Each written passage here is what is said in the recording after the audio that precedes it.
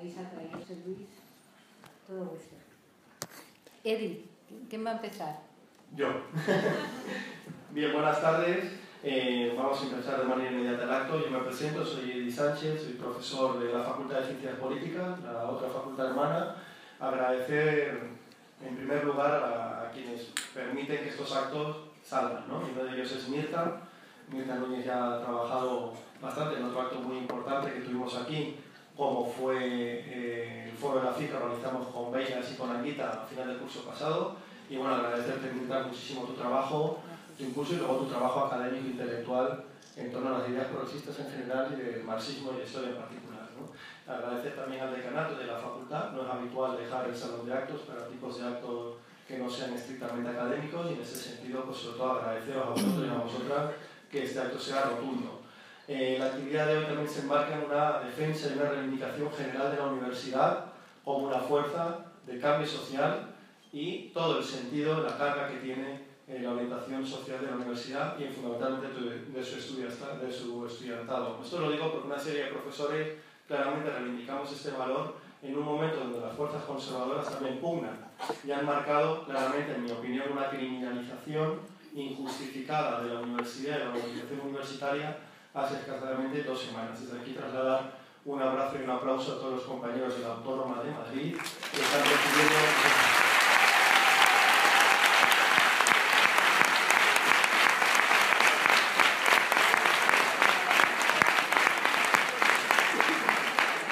esos discursos conservadores, claramente de matriz reaccionaria, no son casuales y evidentemente acompañan, intentan construir un tipo de una identificación de una sociedad desmovilizada que al final, de una manera indirecta y de facto, no se movilice en contra de lo que ocurrió la semana pasada y que algo se comentará aquí seguramente con sus protagonistas en el Parlamento de España, en donde una minoría política se convierte en una mayoría parlamentaria en torno a un nuevo tipo de planteamiento de alianza, donde claramente, a pesar y por encima de la sociedad, de nosotros y nosotras, quieren imponer un modelo que nosotros y nosotras no queremos.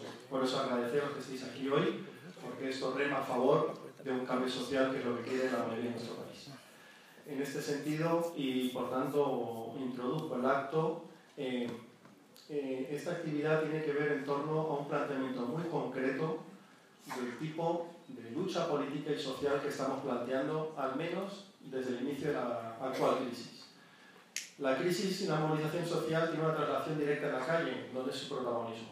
Desde ahí ha impulsado cambios políticos e institucionales que todavía no son suficientes. Pero el elemento central en el que creo que los que estamos en esta mesa compartimos, y seguro que en el diálogo saldrá también un posicionamiento similar, es que no hemos atendido lo suficiente a otro plano de la lucha política en este país, que es la batalla de las ideas, la batalla de la ideología, la batalla cultural, la batalla política en los aspectos más ideológicos y teóricos.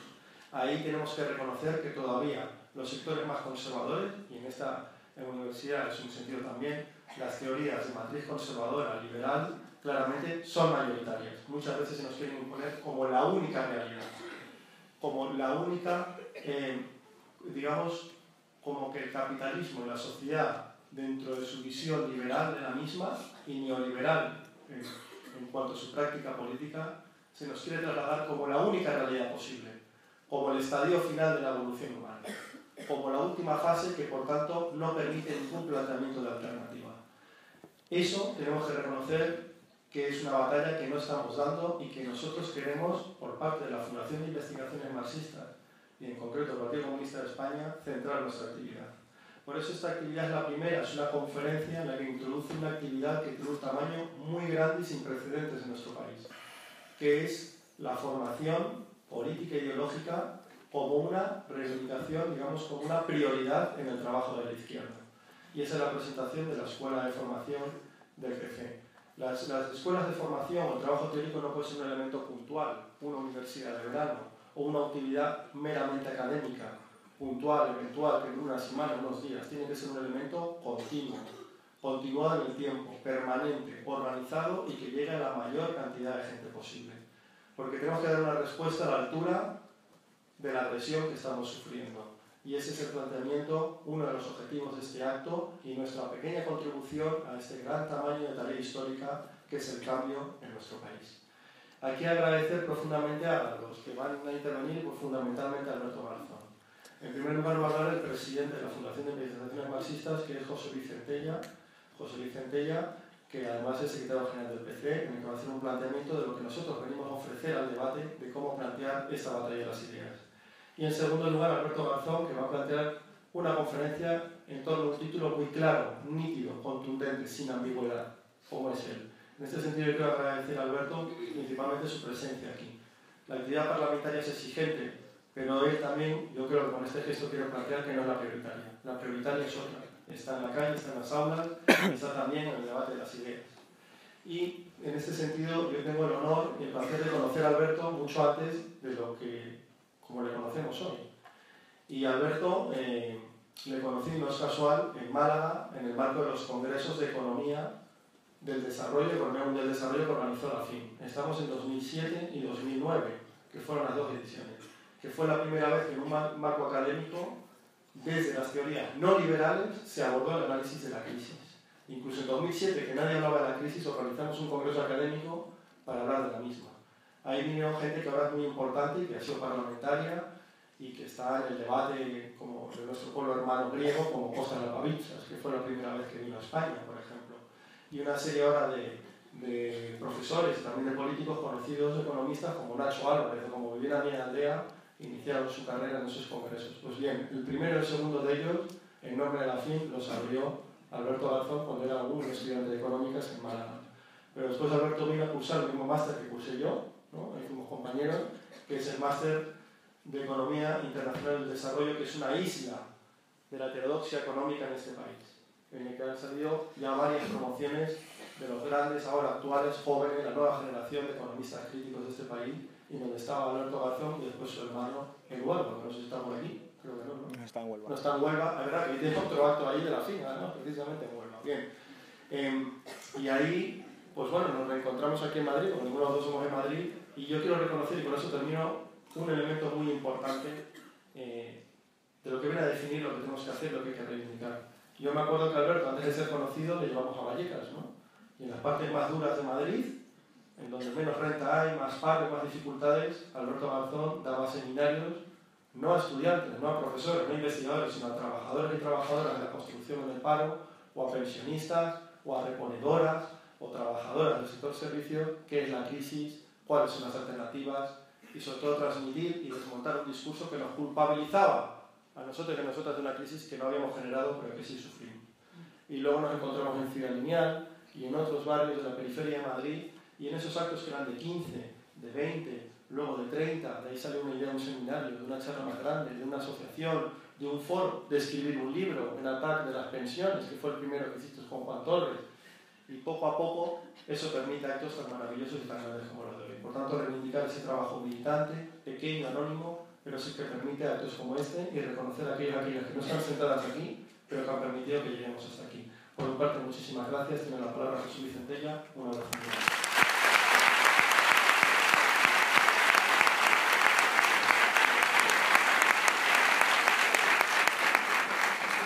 Muchas gracias, Edi. Yo brevemente, para marcar la importancia que para la Fundación de Investigaciones Marxistas tiene este acto. En tiempos difíciles, en tiempos en los que la coherencia y la ética política parece que tienen poco valor, nosotros queremos decir claramente que no nos resignamos, que no nos rendimos, que efectivamente no asumimos el pensamiento neoliberal como la única alternativa a la gente, y que por eso reivindicamos el marxismo y que por eso reivindicamos la posibilidad de un pensamiento crítico frente a lo que nos quieren imponer. Por eso este acto es toda una declaración de intenciones.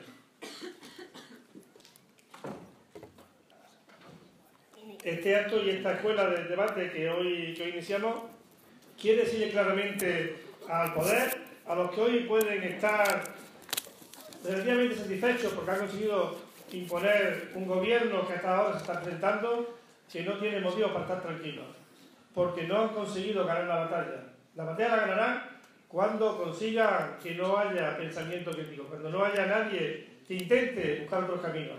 Para nosotros, reivindicar hoy aquí el marxismo es reivindicar la posibilidad de un pensamiento, de la construcción de una alternativa. Es verdad que la hegemonía, lo decía Eddy, la hegemonía del pensamiento neoliberal es grande. Tan grande que pueda ser que trabajadores, trabajadoras, clase obrera, capas populares, piensen que hay que asumir recortes porque eso es lo que les va a venir mejor para su vida. Que piensen que hay que asumir bajada de salario porque eso les va a garantizar mejorar el empleo. Y esa es la hegemonía neoliberal. Pero frente a eso hay que construir una alternativa. Hay que construir una alternativa desde la solvencia ideológica. Desde la solvencia que nos demuestra que hay que conocer la realidad para transformarla.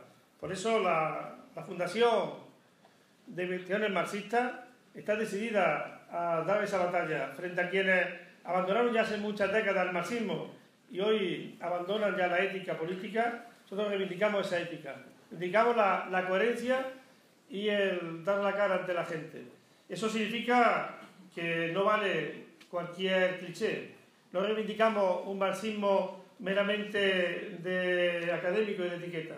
Reivindicamos un marxismo vivo y un marxismo que se construye desde el pensamiento que vosotras y vosotros vais también elaborando día a día. Por eso Alberto hoy aquí viene a dar la cara, a reivindicar, a decir que efectivamente el pensamiento único no va a ser nunca único, mientras haya gente como nosotros que demos también esa cara. Por eso el Partido Comunista, que no hace mucho tiempo ha sido situado como el gran demonio que aparecía en todos los debates, eso sí, sin prestarnos a las elecciones, hoy aquí aparecemos diciendo que hay que tener esperanza, que la esperanza no nos la van a quitar porque haya quien intente imponernos gobiernos contra natura, sino que la esperanza nos la da la posibilidad de cambiar las cosas. Y esa esperanza, la que yo creo que hoy aquí planteamos a debate, esa esperanza, esa ilusión por cambiar las cosas, es la que en momentos de nuestra historia ha hecho que avance, y ha hecho que avance las capas populares, la clase obrera. Por eso, repito, el título de esta conferencia es una gran provocación a quienes hoy, repito, pueden creer que han ganado una batalla, pero sin embargo la guerra todavía está por librar, la gran guerra de la construcción de un proyecto de país social, autoritario, para un proyecto de país que combata ese patriarcado que nos quieren imponer, ese proyecto de país que claramente sea el beneficio de la mayoría social trabajadora, que ponga la economía al servicio de la gente y no a la gente al servicio de la economía. Repito, con esto quería dar la palabra a Alberto, que este curso de la FIN, al que podréis acceder a través de la página del Partido Comunista de España, a través de Internet, es un curso que, repito, lo que pretende es daros instrumentos para combatir el pensamiento neoliberal, para combatir la creencia de que la ideología ha terminado. Y eso lo dice el pensamiento que quieren imponer su propia ideología. Por eso animarnos a dar la batalla, a no rendirnos, a considerar que efectivamente somos muchos y muchas los que hoy no nos hemos resignado a una derrota, sino al contrario, los que hoy mantenemos la batalla, y para eso hace falta instrumentos, hace falta no ir solamente con la idea de que hay que derrotar, sino que hay que tener esa solvencia que hoy Alberto aquí nos transmite y que hoy aquí vamos a intentar desde el marxismo pues dar esa argumentación.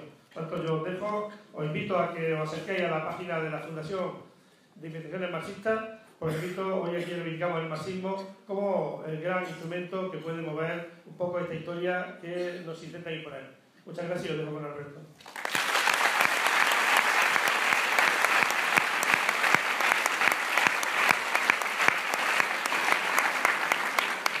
Sí, perdón, disculpad, no os preocupéis, no soy el ponente oculto, sino que simplemente que me comunica que si queremos contribuir a difundir este acto en las redes, ¿no? Y en su debate, el evento, el hashtag que se va a utilizar es almohadilla Garzón UCM. ¿Sí? Almohadilla Garzón UCM. Sí.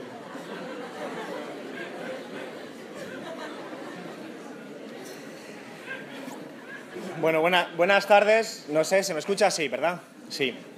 Bueno, buenas tardes. En primer lugar, agradeceros a todas y a todos que estéis aquí llenando esta sala.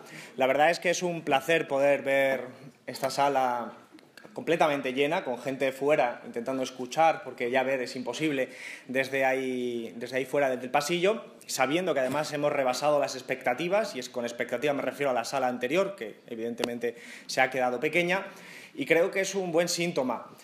Mientras venía para acá me decía alguien, esto está como en los años 70, y algo tiene que ver con el momento histórico que atraviesa nuestro país y el momento histórico que se atravesó también en los años 70 y cómo las facultades eran reales lugares, hervideros de reflexión política, especialmente desde el lado marxista, desde el lado más crítico de la sociedad. Yo creo que en cuanto terminemos le voy a mandar una foto de estas a Inda, de todos los que estamos aquí, porque sí que es verdad...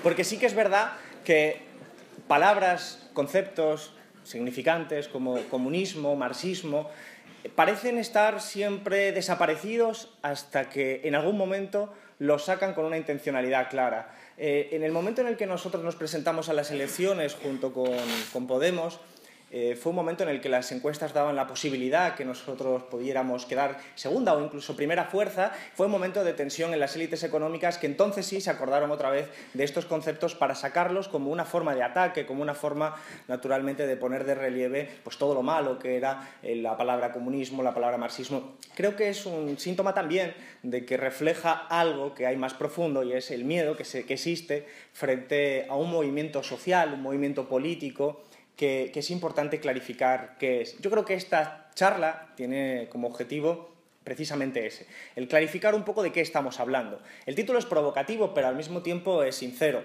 ¿Por qué ser marxista hoy? Primero hay que definir qué significa ser marxista. Y claro, aquí tenemos que tener presente, en primer lugar, qué no es. Quiero comenzar con esta aclaración introductoria. El marxismo no es un catecismo, el marxismo no es una religión. No debe ser una religión. Engels, cuando escribió el primer borrador del Manifiesto Comunista, en realidad lo tituló Catecismo Comunista. Él mismo recogía en unas reflexiones que cambió de opinión porque consideraba que no era bueno el llamarle catecismo sino manifiesto. Y con un manifiesto pues era sintético, era breve, era naturalmente simplificador, pero cubrías las funciones y que no eran funciones religiosas. Quien sí hizo un catequismo fue, por ejemplo, Kautsky, que posteriormente intentaría simplificar como en una religión lo que significa el marxismo. Pero el marxismo no es un sistema político y filosófico cerrado, no es un dogma. Más que eso, es una tradición política. Y una tradición política es, por defecto, heterogénea, es plural, es diversa, se encuentra enfrentada dentro de sus marcos, se encuentran posiciones enfrentadas y que al mismo tiempo se enriquecen.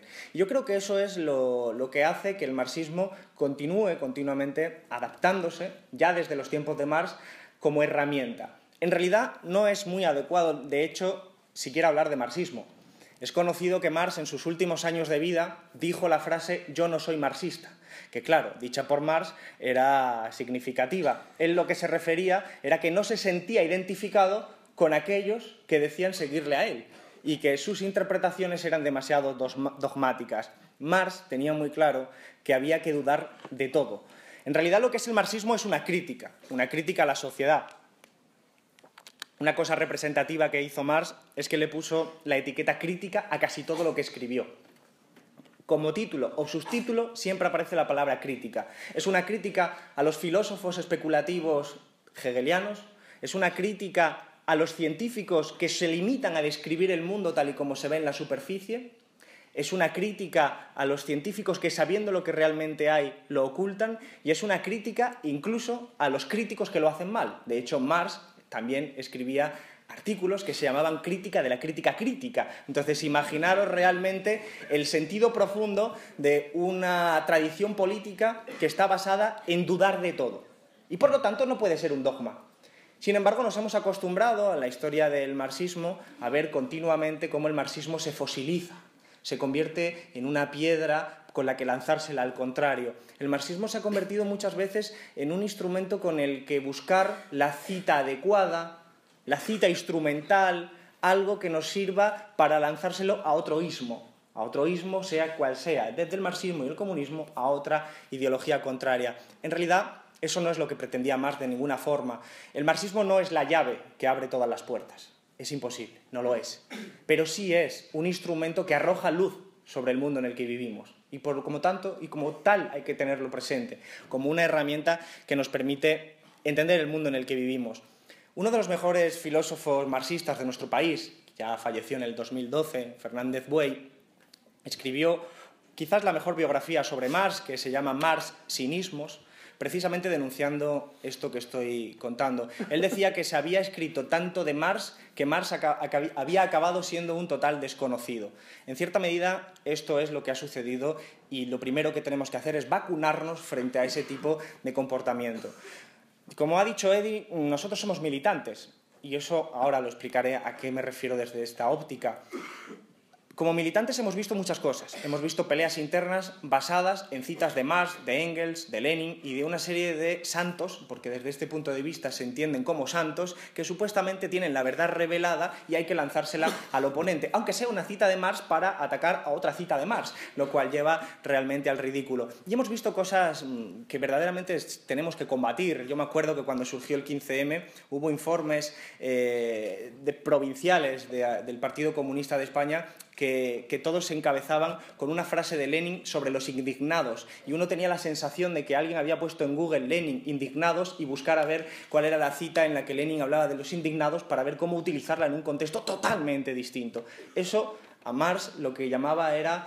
Marx llamaba a quienes hacían eso, a quienes utilizaban la ciencia como una forma de justificar sus ideas preconcebidas, les llamaba canallas. Y además Marx, he de decir que un hombre que vivió, en una biografía, vivió tiempos muy convulsos y que realmente lo pasó muy mal. De sus 6 o 7, no recuerdo ahora, hijos legítimos, porque tuvo uno no reconocido, se le murieron 5 en vida, estando él en vida. Pasó penurias, fue exiliado de más de 4 países, tuvo que estar vagando de un país para otro sin dejar de estudiar y sin dejar de hacer vida política. Y era una persona muy soberbia a la hora de dirigirse a otros, era una persona que no tenía ningún reparo en insultar directamente, con mucho arte, mucha elegancia, pero insultaba directamente y se ganó muchísimos enemigos. La biografía personal también nos permite entender un poco al personaje.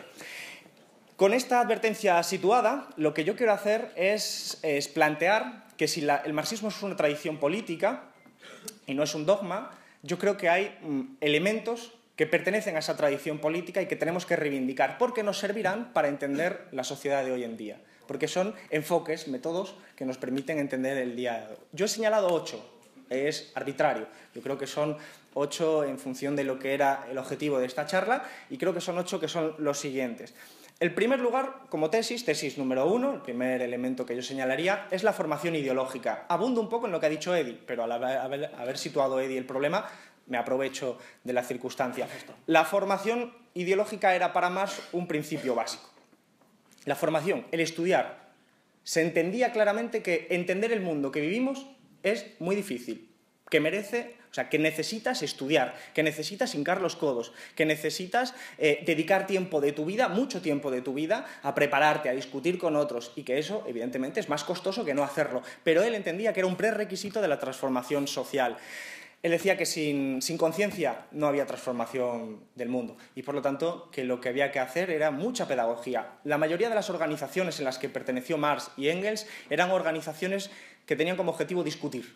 Eran foros de discusión, eran lugares para poder formarse, lugares para poder seguir aprendiendo. Marx dedicó más de 20 años a escribir lo que él llamaba su economía y que finalmente fue el Capital. 20 años que incluso en su época en la que estuvo viviendo en Londres se tiraba, solo dormía 4 horas al día, y se pasaba la mayor parte del tiempo en el Museo Británico devorando libros. Devoraba libros. Era una persona que le gustaba mucho buscar, sobre todo, datos. Era una persona que le gustaba mucho lo que podríamos llamar la base empírica de cualquier idea. Él buscaba datos para entender la realidad siempre diferente de los distintos países. Esto es algo que es parte de la tradición, claramente. El mirar el mundo real que existe, no mirar abstracciones, no mirar mundos apartes, paralelos. De hecho, él criticaba a los filósofos especulativos que se limitaban a especular. Él buscaba datos y operaba como un economista. Sabéis que El Capital, de tanto tiempo que estuvo haciéndolo, El Capital no lo terminó. Solo terminó el volumen 1 y dejó un material inacabado en el tomo 2 y en el tomo 3, que finalmente fue Engels quien lo trató como pudo de terminar. Pero Marx solo terminó el primero de los libros, que son libros muy difíciles de leer. Yo sé que a veces en el ámbito prácticamente del esnobismo marxista, por decirlo así, está muy bien decir yo El Capital me lo he leído. El Capital es muy difícil de leer, hay que reconocerlo, no es un libro para leerlo en el autobús, no es un libro de bolsillos, algo que queráis llevar los pantalones por el suelo, porque es un libro muy grande, es un libro lleno de datos, es un libro con una terminología muy compleja en algunos casos y es un libro además que comienza muy duro, que comienza con la filosofía y un nivel de abstracción muy alto. Por lo tanto, es un libro que es diferente del Manifiesto Comunista. El Manifiesto Comunista es un elemento de propaganda y es muy fácil de leer. De hecho, se tradujo muy rápido a muchos países y utilizó como ese fin. Pero El Capital no era eso, porque era el resultado de una investigación científica. Y Marx era fundamentalmente eso, pero no solo eso. No es una característica solo de Marx. Engels era así. Lenin hizo un libro sobre la economía rusa que dedicó muchos años de investigación, mucho antes de hacer la revolución. Probablemente entendía muy bien el país en el que vivía porque lo había estudiado componentes macroeconómicos, había estudiado cómo operaba la economía en el campo, había estudiado realmente la sociedad en la que vivía. Y gracias a eso sabía definir tácticas y estratégicas. ¿Qué decir de otros dirigentes como Gramsci, como Lukács? Eran todos dirigentes clásicos marxistas, eran dirigentes teóricos y prácticos. Eran las dos cosas al mismo tiempo. No cabía entenderlo de otra forma. En España hemos tenido, sin embargo, una tradición política marxista menos teórica. Hemos tenido grandes teóricos, hemos tenido a Fernández Buey, hemos tenido antes a Manuel Sacristán, hemos tenido a otros como Juan Carlos Rodríguez, que desgraciadamente falleció hace unos días en Granada, teóricos marxistas, pero en España no ha habido una tradición intelectual, fundamentalmente por dos cosas. El marxismo llegó muy tarde a España. Al inglés se tradujo el Manifiesto Comunista 2 años más tarde. El mismo año que se escribió el Manifiesto Comunista, en 1848, se había traducido ya al sueco, al belga, al danés, al francés y al alemán, que era el idioma original. A España llegó 22 años más tarde. La primera traducción. A España, en el movimiento obrero, lo primero que llega es el anarquismo, que eso explica la fuerza relativa del anarquismo en nuestro país.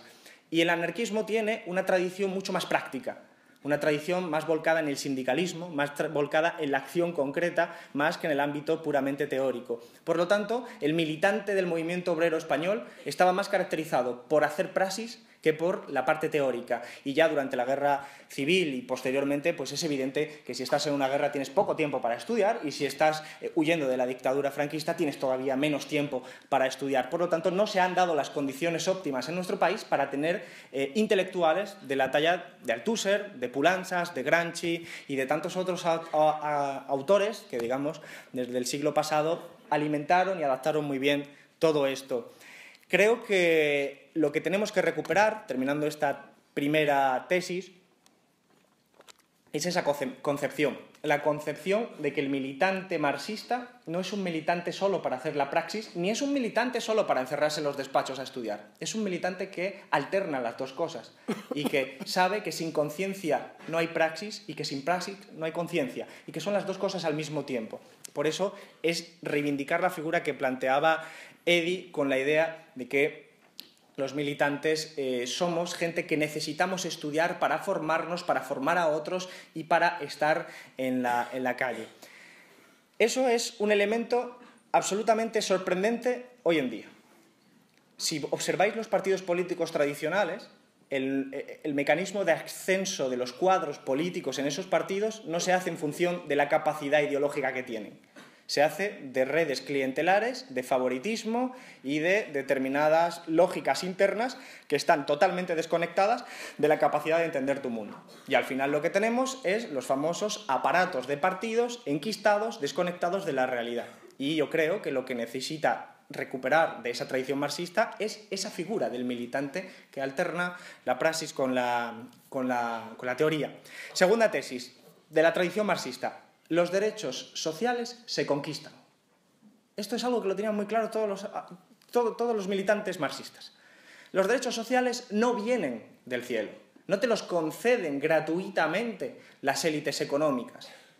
Son conquistas sociales que se han conseguido mediante las huelgas, las movilizaciones, las manifestaciones e incluso la propia violencia en el siglo XIX. Cuando llamamos liberales a los partidos y a los regímenes constitucionales del siglo XIX, lo hacemos por una enorme malinterpretación histórica. Los liberales del siglo XIX no querían el sufragio universal. Los liberales del siglo XIX querían censurar la prensa, buscaban limitar la capacidad de expresión del movimiento obrero. Es precisamente el movimiento obrero, los partidos socialistas, las organizaciones que eran ilegalizadas y volvían a legalizarse, las que, mediante su lucha, conquistan la democracia política, conquistan el sufragio universal, conquistan lo que hoy conocemos como el Estado social, conquistan la sanidad pública, la educación pública, la libertad de prensa, la libertad de reunión y de manifestación. Son conquistas. Esto se entiende muy bien si uno piensa sobre la frase que decía Marcelino Camacho, en tiempos más actuales, que decía: el derecho a huelga se consiguió haciendo huelgas. La frase es polémica. El derecho a huelga se consiguió haciendo huelgas. Pues claro, ¿cómo vas a conseguir el derecho a huelga si no es precisamente irrumpiendo la ley vigente en ese momento? Que es precisamente lo que ocurría en esos momentos en los que el liberalismo estaba entendido de esa forma. Es más, los partidos socialistas son los que levantaron y mantuvieron viva la llama de los derechos humanos y de la democracia, porque la democracia era algo contra lo que luchaban, contra ese concepto luchaban los regímenes liberales del siglo XIX, porque la democracia entonces no era lo que hoy significa, un aglutinante de los derechos civiles para todo el mundo. Democracia entonces significaba avance de los derechos de los más de abajo para poder influir en la política, y eso era contrario literalmente a los intereses de quienes estaban gobernando. Por lo tanto, los derechos sociales se conquistan y eso te mueve prácticamente a la movilización social. Tesis número 3, la batalla, que es seguida. La batalla por la democracia radical republicana es la lucha de los comunistas. Si leéis el manifiesto comunista, encontraréis una frase que dice algo así como: la batalla por la democracia es la batalla de los comunistas. Es muy llamativo, pero va en los códigos de que entendemos primero que el manifiesto comunista no se escribió para el año 2016. Se escribió para los trabajadores de 1848, para sus problemas. Es más, se escribió antes de las revoluciones de 1848. Y después tuvieron que hacer una serie de modificaciones Marx y Engels en lo que ahora llamaré un discurso radical. El manifiesto lo que te sitúa es que la lucha de los comunistas, en primer lugar, es una lucha por la democracia radical. Es más, eso es una herencia claramente de la tradición política republicana. Es muy fácil ver en Marx y en Engels cómo penetra las ideas de alguien como Robespierre o como Rousseau. Procede directamente de esa matriz, de la matriz republicana, de la matriz que aboga por ampliar los derechos civiles, a la mayor capa de la sociedad posible, a los trabajadores, incluso a las trabajadoras. Entonces se trata de una lucha que hereda unos conceptos. Si recordáis la Revolución Francesa, en el año 1792, hay una lucha entre los girondinos y los jacobinos.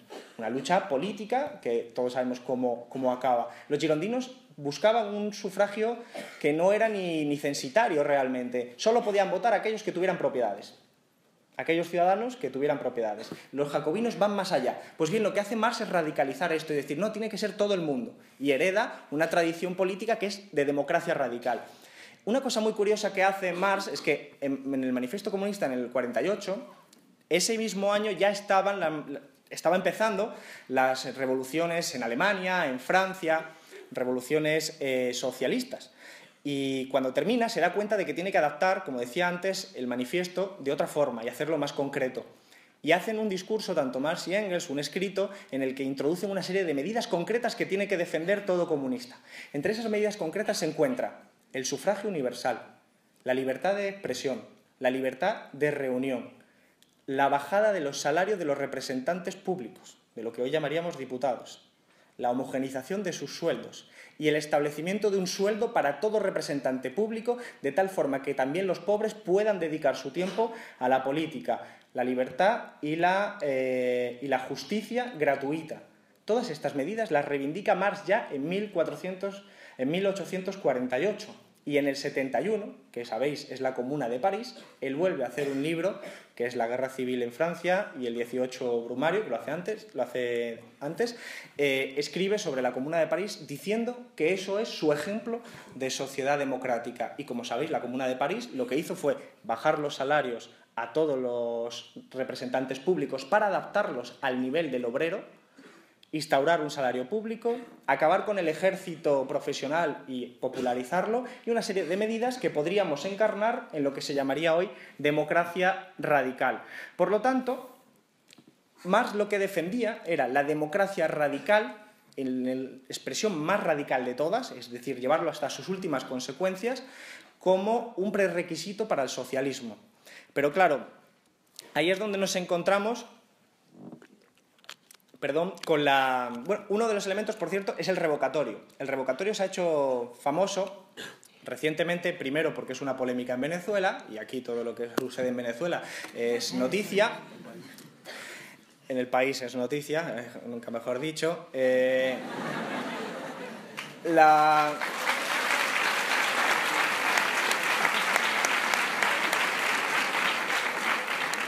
La reivindicación del revocatorio es un elemento que puede sorprender a quienes tengan una idea preconcebida y perjuiciosa de lo que es el marxismo, pero la reivindicación del revocatorio la hizo Marx ya en el 71, la hizo en el 48 y la hizo incluso Lenin también a principios del siglo pasado. El revocatorio, como sabéis, es entender que la democracia no es solo una cuestión de votar cada cierto tiempo, sino la capacidad efectiva de deponer a alguien elegido durante su mandato. Esto es válido para las organizaciones y esto es válido para el sistema político. Pues bien, dentro de esta lucha por la democracia radical tenemos una tesis cuarta.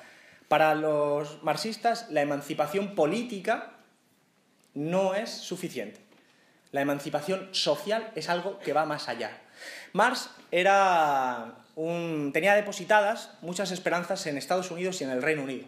Es más, es conocido que Marx se escribía con Lincoln, el presidente de Estados Unidos, apoyándole en su causa. Marx apoyaba la causa de Lincoln. ¿Por qué? Porque ellos entendían que era una causa que podía ayudar a encender las revoluciones en toda Europa. Y de hecho, como sabéis también, la primera internacional, que surge en el 64, tiene un vínculo directo con la guerra civil estadounidense, porque los trabajadores ingleses de los puertos trabajaban con el algodón y sus empresas se dedicaban al algodón con el sur de Estados Unidos.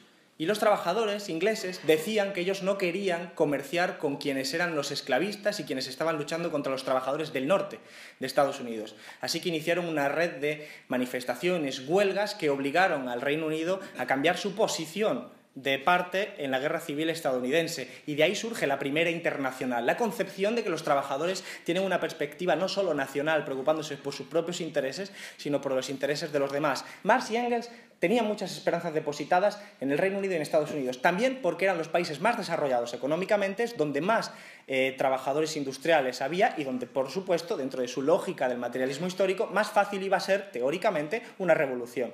Pero Marx entendía al mismo tiempo que era muy raro que en esos países en los que tanta esperanza estaban depositadas nos encontramos con niveles de desigualdad tan grandes. Y entonces cuando llegó a la conclusión de que la democracia política, los derechos civiles otorgados, conquistados, no eran suficientes. Había que democratizar la economía, había que democratizar los recursos para que efectivamente existiera una capacidad real de poder decir que se vivía en democracia. Eso es también hoy un elemento claro.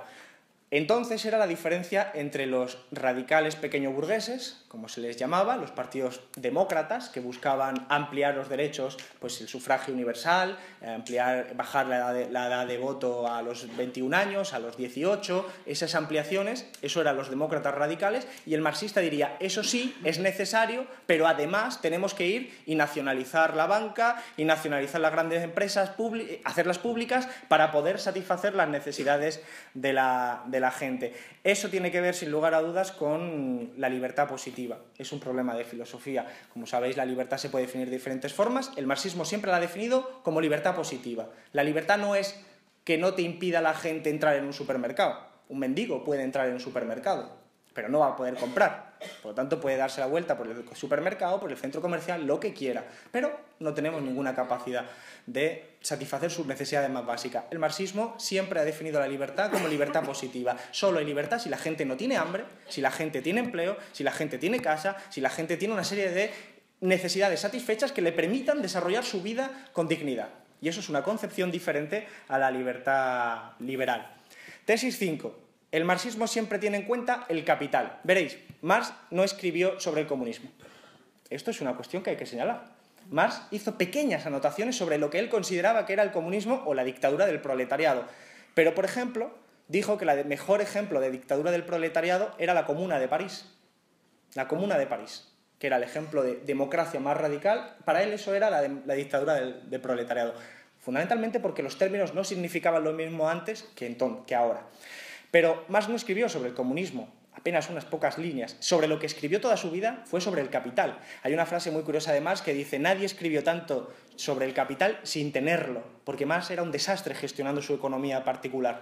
Era un inmenso desastre y además terminó sus proyectos gracias a que le estaba pagando continuamente Engels, le estaba financiando la investigación. Pero Marx escribió sobre el capitalismo, estudió su lógica, estudió las leyes que nos llevan a vivir en una sociedad capitalista. Entendió, descubrió, por decirlo de esta forma, que el capitalismo se rige por la lógica de la ganancia privada, que, espoleada por la competencia, pues produce cambios en las sociedades.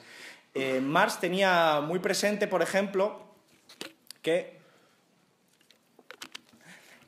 una cosa era la apariencia, lo que veíamos, y otra cosa era la esencia. Marx dio un salto más allá de los economistas clásicos del siglo XVIII, que eran David Ricardo, Adam Smith, Baptiste, y lo que hacía era ir un pasito más allá y decir, vale, esto es lo que vemos, pero vamos a investigar lo que realmente hay detrás, lo que hay detrás del trabajo humano, lo que hay detrás del proceso productivo. Y él es cuando descubre la explotación y descubre o redefine que en realidad el capitalismo se basa en la explotación de una clase por otra clase. Y eso es lo que encuentra del capitalismo. Él por eso creía que estaba haciendo ciencia. Él decía que la calidad de la ciencia era precisamente el saber descubrir la esencia. Él decía, si la apariencia y la esencia coincidiesen, no haría falta ciencia. Porque tú ves el Sol girar alrededor de la Tierra. Si la apariencia y la esencia es lo mismo, no hace falta ciencia. Es la ciencia la que busca más allá de las apariencias para encontrarte lo que sucede realmente en el mundo. Y lo que era válido para el cielo también lo era para el proceso productivo. Marx, por eso se decían de sí mismo, con bastante pretensión, que eran los fundadores del socialismo científico. Marx, si a alguien quería mucho o idolatraba, era a Darwin. Creía que Darwin había descubierto la forma de evolución de la biología, de los seres biológicos, y que él había descubierto a su vez la forma de evolución de las sociedades. Eso es lo que llamamos materialismo histórico, un progreso lineal característico de la modernidad en la que la sociedad evoluciona por etapas y después del feudalismo viene el capitalismo, después del capitalismo viene el socialismo y ahí nos encontramos con la crítica económica. Pero Marx no solo escribió de cuestiones abstractas como el capital, sino también de cuestiones concretas como puede ser análisis coyunturales. Marx era periodista, no de profesión, no estudió en una facultad como esta, ni mucho menos, él estudió en la Facultad de Filosofía, pero sí que escribía sobre problemas concretos de cada país, y siempre atendiendo a las singularidades de cada país.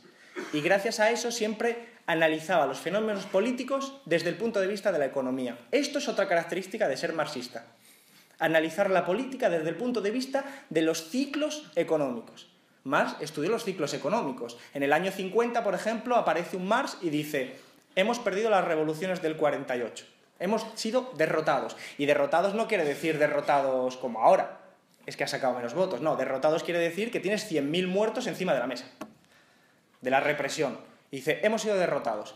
Ahora viene una época de prosperidad económica. Nuestra función es prepararnos y organizarnos para las siguientes revoluciones, que vendrían en los años 70. Y ese es el pensamiento de Marx, pensar a largo plazo, no pensar a corto plazo. Yo creo que eso es una de las capacidades también de ser un marxista. Y sobre todo, esto es muy importante en tiempos como los de hoy. En tiempos como los de hoy, donde vivimos ritmos frenéticos en los que la política espectáculo nos obliga a estar opinando continuamente sobre los fenómenos coyunturales, ¿no? Hoy acabo de hablar sobre los ministros de Rajoy, apenas entraba por la puerta, dentro de un rato me preguntarán otra vez por Espinar, que me parece que ahora es la noticia, luego es todo continuo, noticias coyunturales, que además tienen una caducidad muy corta. Pasado mañana no nos acordamos, pasado mañana no nos acordamos. Lo que tiene de virtud un pensamiento marxista es capaz de insertar esos fenómenos coyunturales dentro de espacios más amplios. Por ejemplo, para responder qué es el 15M. ¿Qué es el 15M? ¿Gente caprichosa que sale a manifestarse o el síntoma de procesos económicos que han deteriorado la estructura social de un país y que por lo tanto han promovido que la gente salga cabreada a la calle? Y digo cabreada porque no tiene por qué salir con conciencia de lo que está sucediendo, simplemente cabreada. Pues esa diferente forma es característica del marxismo. Tesis número 6. La clase social antes que el partido político. Esto es muy importante en estos tiempos. Veréis, Marx y Engels no militaron nunca en un partido político tal y como lo conocemos hoy en día. Sin embargo, Marx, que si yo hubiera preguntado al principio o en cualquier otra conferencia, la gente me hubiera dicho Marx era un intelectual, era un teórico, pero Marx hizo actividad política. Es más, Engels les regañaba mucho por hacer actividad política, porque decía que así no iba a terminar nunca su libro. Acertó, no terminó su libro, pero Marx tenía un empuje que le obligaba a hacer política. Solo hubo dos momentos concretos en su época en la que militó con algo así como lo que podríamos llamar una organización política.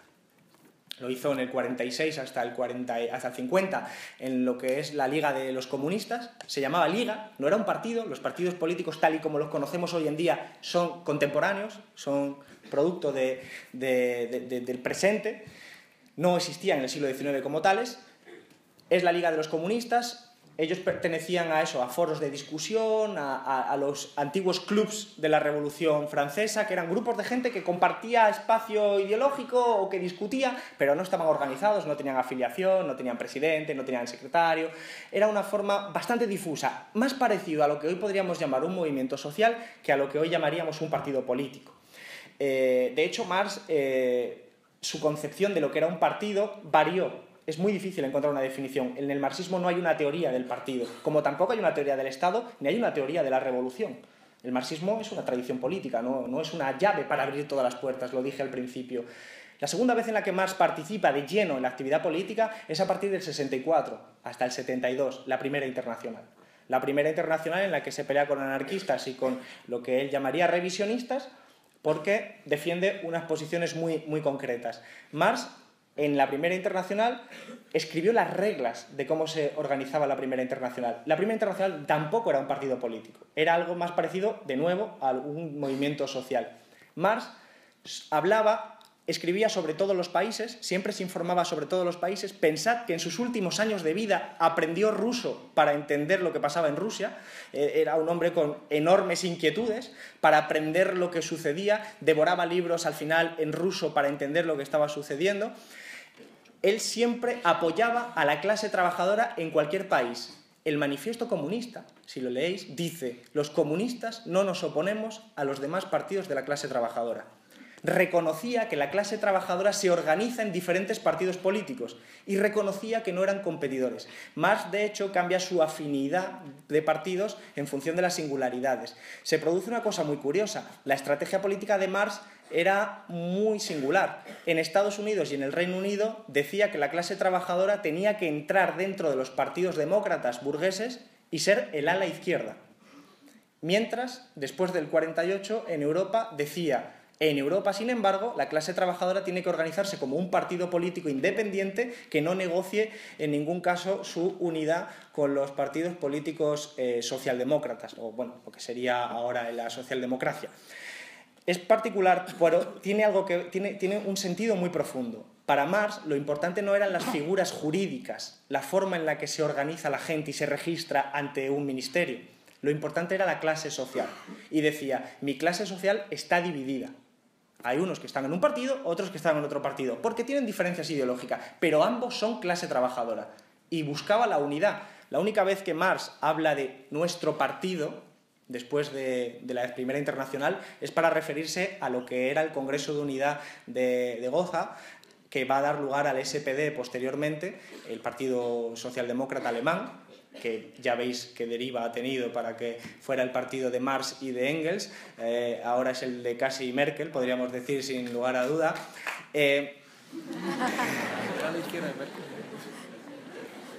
Me precisa Eddie que es el ala izquierda de Merkel, efectivamente. Pero ellos pertenecían a ese partido y sin embargo Marx y Engels no eran leales a ningún partido político. No eran leales a su clase social, a su clase trabajadora. Yo creo que esto era relevante. Él era muy crítico, Marx y Lenin, y esto también es una característica del marxismo, era muy crítico con el economismo. Esto es la palabra que utiliza Lenin en el libro del Estado de la Revolución y se refiere a, era muy crítico con aquellos que solo hacían política para buscar sus propios intereses económicos. Por ejemplo, era crítico, brutalmente crítico, con el sindicalismo que solo se limitaba a conseguir ganancias para los sindicados. Él decía, la política es otra cosa. La política y los partidos políticos no solo están para hacer huelgas en la fábrica, sino para hacer huelgas y cambiar el sistema político y el sistema económico en su conjunto. Por lo tanto, era muy crítico de la lucha cortoplacista que se hacía en el ámbito de las empresas. Y era muy crítico de lo que llamaban el oportunismo. El oportunismo es sacrificar intereses y objetivos de largo plazo por objetivos de corto plazo, lo que llamaríamos el tacticismo. Séptima tesis. El Parlamento como instrumento necesario, pero insuficiente. Ahora que está de moda, si vamos a los parlamentos o a las calles, conviene leer a los clásicos como Marx y Engels y descubrir en ellos que para ellos era fundamental estar en el Parlamento, pero absolutamente insuficiente.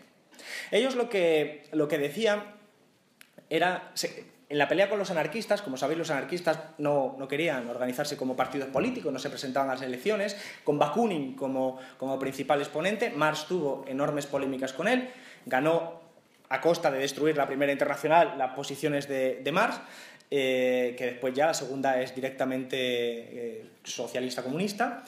Ganó la tesis de presentarse a las elecciones, pero decían e insistían continuamente en que el Parlamento es simplemente un altavoz. Para Marx y Engels, tenemos que pensar en sus términos, el sufragio universal era algo que era un arma para que la mayoría de la sociedad, que era clase trabajadora, pudiera hacer lo que quisiera. Es más, es posible encontrar en Marx y en Engels palabras o expresiones o frases enteras que sugieren que en algunos países como el Reino Unido o en Estados Unidos, si tú te presentabas a las elecciones y ganabas, la revolución podía tener lugar sin violencia. Pero porque tenían una confianza prácticamente ciega en que el sufragio universal iba a permitir a la mayoría de la sociedad votar en favor de sus intereses. Esto, a la luz de la mayoría absoluta del PP, se nos antoja ingenuo. Pero, evidentemente, en su concepción, que no habían disfrutado nunca del sufragio universal, existía, cuando la clase trabajadora pueda votar, vamos a arrasar. Claro que Marx y Engels no eran tan ingenuos. Ellos decían, cuando el sufragio universal se gane, la reacción nos va a hacer una contrarrevolución y tendremos que tomar las armas. Eso es lo que decía Marx y Engels. Ellos decían, la reacción nunca nos va a dejar disfrutar del sufragio universal. Pero para ellos, el sufragio universal era una herramienta, un camino para la revolución política y la revolución social. Y era, por lo tanto, el Parlamento un altavoz. Un altavoz. Decían mucho a menudo que los periódicos de la clase trabajadora llegaban a muy poca gente, pero decían, en el Parlamento llegará a mucha más gente. Entonces, justificaban la presencia en el Parlamento en virtud de su capacidad de ser altavoz de las quejas de la clase trabajadora. Por lo tanto, siempre han reivindicado la presencia en los parlamentos, pero definieron como cretinos parlamentarios, una frase que después recogería Lenin posteriormente, a aquellos que creían que el Parlamento lo solucionaba todo o se podían resolver las cosas desde ahí. Decían que los eventos históricos más potentes y más relevantes de la sociedad siempre ocurrían fuera del Parlamento. Y por lo tanto, Marx y Engels eran en esto muy pragmáticos. El Parlamento es un instrumento, pero es insuficiente. Tiene que ser un medio para organizar a la clase trabajadora. Y eso era una posición que yo creo que identifica mucho al marxismo y que critica mucho, aprovecho ya para situarlo, a las posiciones que, diciéndose marxistas, han acabado defendiendo estar en los parlamentos siempre y abandonar la calle. El eurocomunismo, por ejemplo, es una derivación de esta tendencia. El eurocomunismo de Santiago Carrillo, el eurocomunismo del compromiso histórico, es, en el fondo, subyace en su filosofía que las instituciones son la herramienta suficiente para transformar la sociedad. Pueden ir acompañadas de cosas exóticas, manifestaciones, pero que al final lo que importa es ponerse de acuerdo con las élites y llegar a compromisos históricos por el bien de la clase trabajadora. Recordad que Santiago Carrillo decía que la Constitución del 78 era un camino para alcanzar el socialismo. Lo decía así. Decía eso como racionalización para justificar en última instancia una deriva pues muy de las instituciones de ese momento. Última tesis, la más relevante, quizás.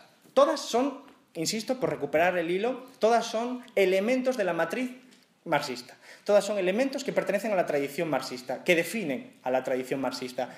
Pero esta última, vinculada a la del partido político, para mí es, en estos momentos, la más relevante. Y lo hilo con lo que decía José Luis Centellá y Edi Sánchez en su intervención inicial. Marx, todos los análisis lo basaba en las clases sociales. Si hay una palabra clave en el marxismo, es clase social. Es el eje de todo. Marx analizaba las clases sociales. Es más, su ganas de obtener datos de los países se derivaba de la necesidad de conocer exactamente qué estaba sucediendo en cada país con la clase campesina, con los trabajadores industriales, con los pequeños burgueses, con la burguesía industrial, con la burguesía financiera. Y esto que voy a situar es algo que a veces se olvida. Si cogéis el Capital, y lo leéis, lo estudiáis, insisto, es difícil, pero merece la pena, solo veréis en lo fundamental dos clases sociales, capitalistas y trabajadores, enfrentados con intereses antagónicos, enfrentados en el ámbito de la explotación, en el ámbito productivo, de la explotación productiva. Solo hay dos clases sociales. Eso ha llevado, en algunas interpretaciones del marxismo fosilizado, a decir, voy a definir a ti y a ti por trabajador o capitalista, no hay más. Y es una forma simplificada de verlo. Claro, el Capital habla en un nivel de abstracción muy alto, a partir del proceso productivo. Pero si cogéis otro libro, quizás el más lúcido de Marx sobre la política concreta, el 18 Brumario, de Luis Bonaparte, veréis que ya no hay dos clases sociales, porque ahí analiza lo que ocurre en ese preciso momento de la sociedad. Y ahí encuentra ya campesinos, pequeños propietarios, grandes propietarios, burguesía industrial, terratenientes, aristócratas, y empieza a buscar cómo se interrelacionan entre ellos. Entonces es cuando dices, bueno, la sociedad evidentemente es más compleja que decir que están los capitalistas y están los trabajadores. Marx lo que hace es identificar todas esas clases sociales para entender lo que sucede en lo concreto. Por eso Marx se interesaba tanto, como lo creo que debería hacer cualquier marxista, en estudiar la estructura social de cada país. ¿Cómo está compuesto cada país en términos sociales, de estructura social? ¿Cómo se dividen las clases sociales en nuestro país? En ese 18 Brumario es cuando Marx habla del gran partido de orden. Yo lo usé en la investidura con Mariano Rajoy, porque en última instancia, en el 18 Brumario, cuenta una historia verdaderamente fascinante. Vive en una república donde dos partidos monárquicos, los orleanistas y los legitimistas, se fusionan para enfrentarse a los socialistas. Y los dos partidos monárquicos, que eran monárquicos pero de diferentes dinastías, es decir, se odian a muerte porque se están defendiendo diferentes monarquías, se unen para defender la república. Es muy curioso. Es muy curioso que ya dos dinastías monárquicas se pongan de acuerdo, eso es históricamente fascinante, pero que además defiendan una república es como ya definitivo, ¿no? Y entonces Marx hablaba de que esa fusión era el gran partido de orden, cuyo objetivo único era evitar que la clase trabajadora pudiera hacer la revolución. Entonces, claro, ¿qué han hecho los partidos? Han aparcado sus diferencias de ámbito más ideológico para unirse en la defensa de sus intereses como clase. Por eso Marx, el eje central es la clase social, no los partidos políticos. Yo creo que Marx, si estuviera aquí, no vería a PP o PSOE, vería un solo partido, porque vería cuál es la representación última de sus intereses. Y al mismo tiempo reconocería sus diferencias, pero sus diferencias del ámbito discursivo, del ámbito ideológico, pero sabría que en el último momento siempre aparecería alguien, un señor X, que fusionaría los dos partidos. Siempre. Porque era muy lúcido este señor. Y entonces sabría encontrarlo. Porque su análisis es ese. Entonces, ¿qué pasa en nuestro país, por ejemplo, ahora? ¿Qué pasa con las clases sociales? ¿Por qué esta sala está llena ahora? Y Eddie y yo, en Vallecas, dábamos charlas a 10 personas. O 20, vamos a ser un poco más generosos con nosotros mismos. ¿Qué ha pasado entre el 2006, 2010, 2016? ¿Y qué pasó en los años 70? Es decir, ¿qué estaba pasando en el fondo de la sociedad? ¿Era algo fruto del azar? ¿Era caprichoso? La gente de repente dijo, ¡ah, el marxismo, qué guay, de moda! ¿Qué está pasando? Yo creo que tiene que ver con los movimientos en la clase social, la transición de un modelo de regulación económica, que es el fordismo, donde, por ejemplo, la gente, peor o mejor, pero estaba en cierta medida acostumbrada a trabajos estables, a expectativas de futuro garantizadas, pensiones, a cierta protección del mercado de trabajo a través del Estatuto de los Trabajadores, indemnizaciones altas o relativamente altas y una serie de propiedades, una casa o un coche y en cierta medida con humildad, pero con ciertas garantías de que tu trabajo es para toda la vida. Eso es característico del fordismo, simplificando. Característico del posfordismo, sociedad flexible, neoliberal, es sin embargo casi lo contrario, que son nuestras vidas. Las vidas de la gente más joven, de los que estamos aquí. Gente que nos hemos encontrado sin trabajo, con trabajos temporales, trabajos de 1 hora de duración, contratos a tiempo parcial, desde luego ni expectativas de cobrar una pensión, incapacidad de adquirir una vivienda, por lo tanto incapacidad de desarrollar un proyecto vital.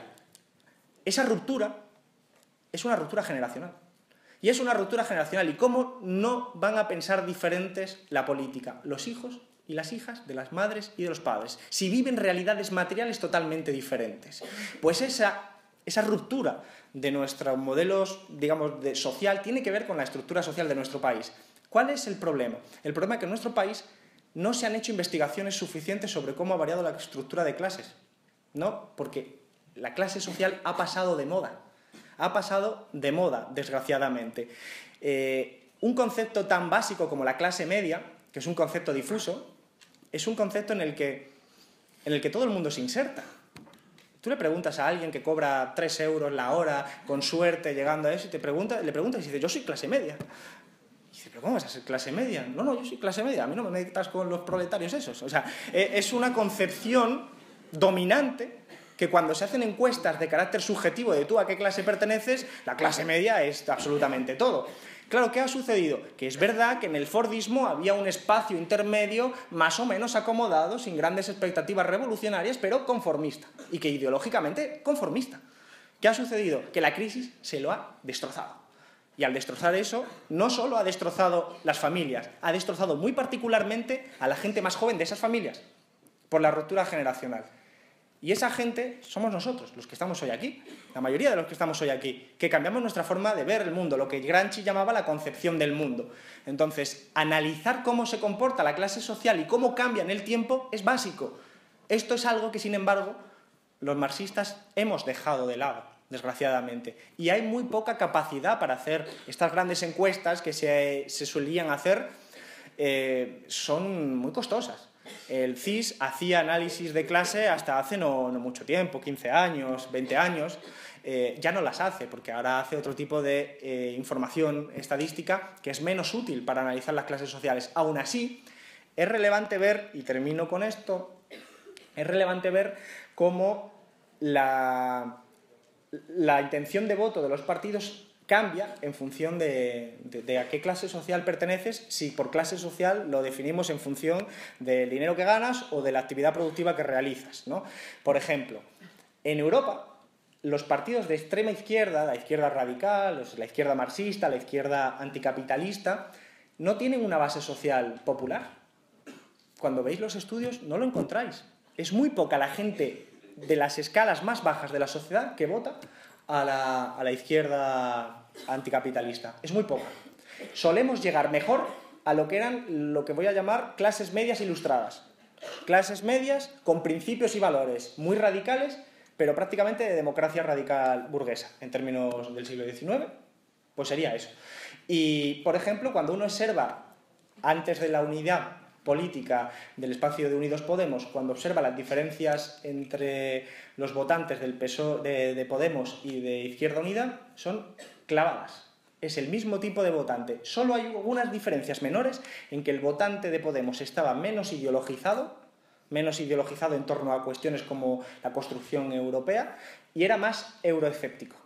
Es decir, es un voto más de protesta.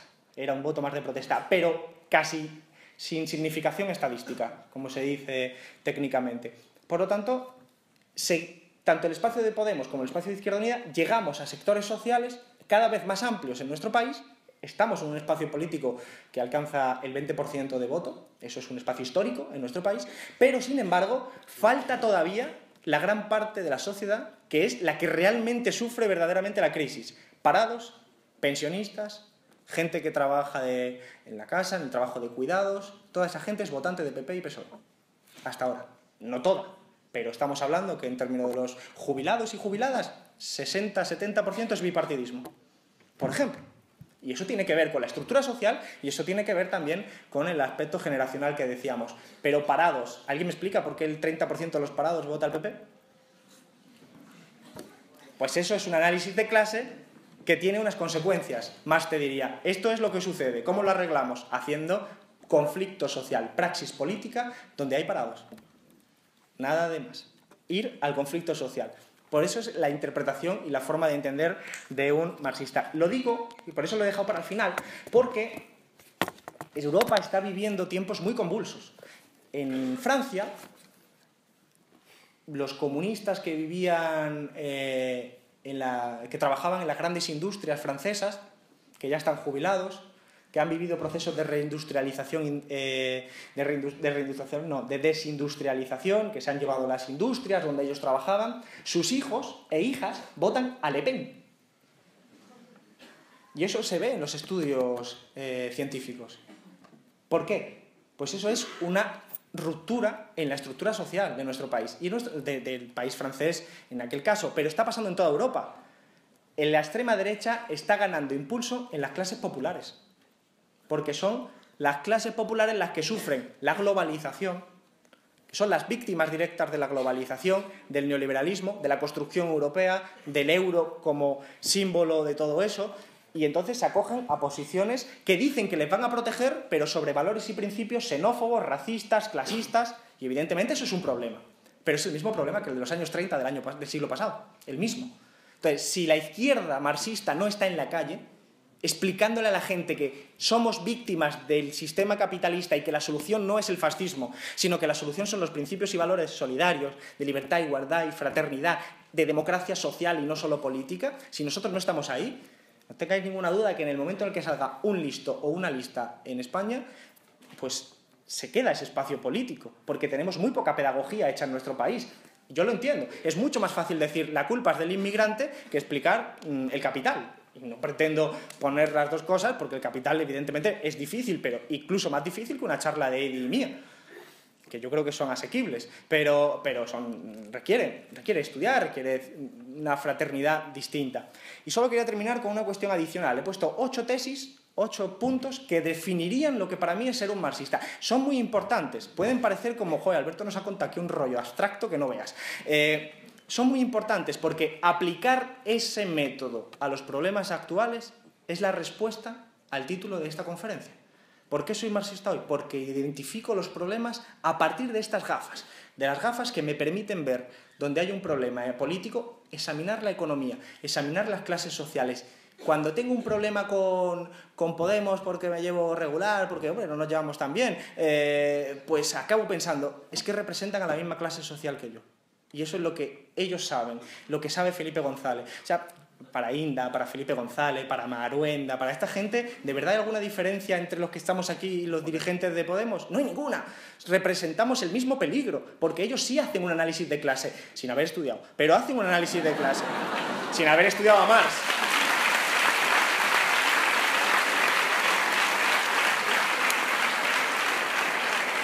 Y lo último que quería decir es un comentario adicional. Esto no lo incluyo en la matriz de lo que serían los elementos definitorios de la tradición marxista.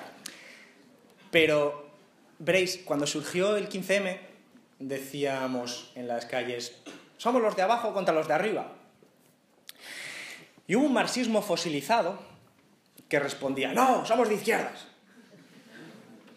Y yo decía, joder, pues yo soy de abajo y de izquierdas, no tengo por qué elegir, ¿no? O sea, y surgió un problema, que todavía colea. Decir de abajo es como ser revisionista, es como ser burgués.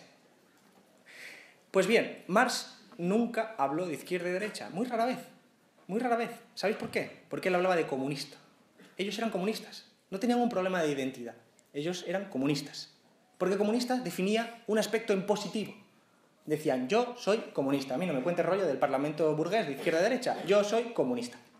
Y con comunista te quiero decir esto, esto y esto, y no me rayes más. Eso es lo que en última instancia está diciendo Marx. Pero fijaros, la reflexión añadida es muy representativa. Izquierda y derecha son metáforas, que tienen que ver, son metáforas geográficas situadas en la Revolución Francesa, en cómo se disponían los asientos en el Parlamento. La derecha la reaccionaria, la derecha conservadora, y además tenía su estructura como clase social, los terratenientes, los aristócratas, los burgueses, la burguesía financiera. Después estaba la izquierda. La izquierda eran los pequeños burgueses demócratas radicales, y después estaba la montaña, que era Robespierre y los radicales del cuarto estado.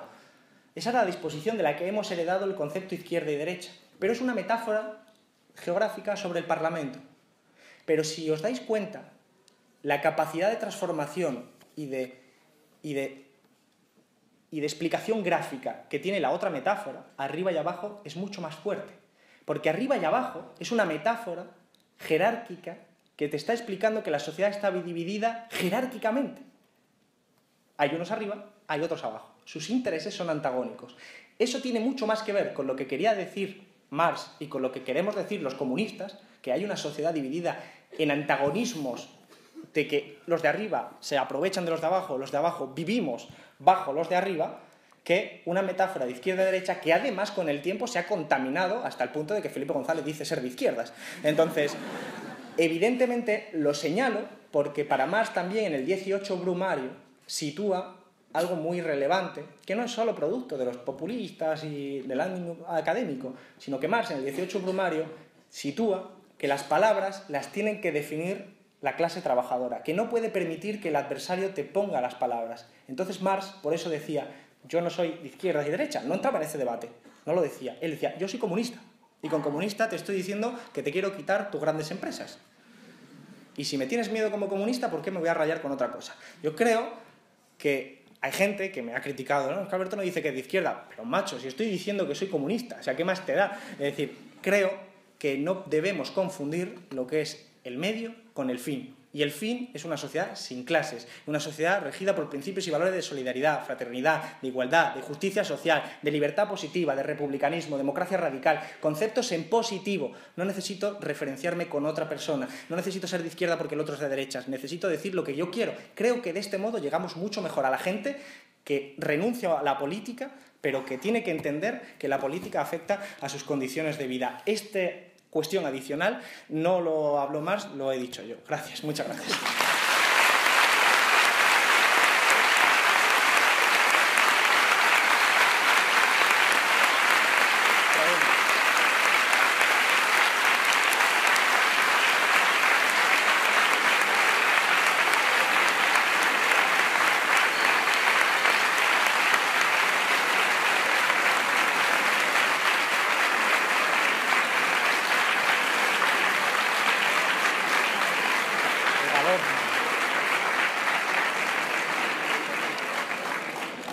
Bien, muchísimas gracias José Luis, muchas gracias Mirta, muchas gracias Alberto. Menos mal que al final salió algo que ya quería decir yo, es que Marx, si se consideraba algo, era periodista.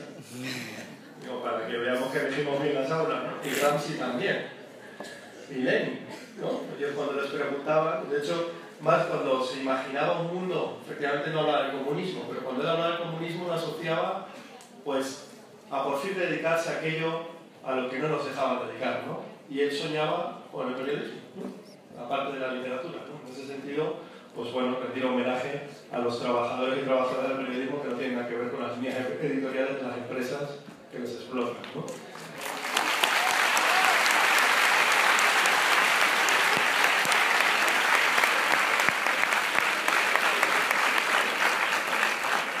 Vamos a proponer proponer un diálogo, una conversación, un debate entre nosotros y nosotras, pero hay un elemento que tanto José Luis como Alberto han incidido y que quería aprovechar para que la primera persona que hablase en este diálogo fuese un representante claramente de lo que es la mayoría social actual de la juventud de este país. Normalmente estos actos no son justos. Los que los trabajan no aparecen y los monopolizamos tanto los académicos como el mundo institucional político. ¿Te vas? Es de Málaga, se tiene que ir a Málaga. Muchísimas gracias, José Luis.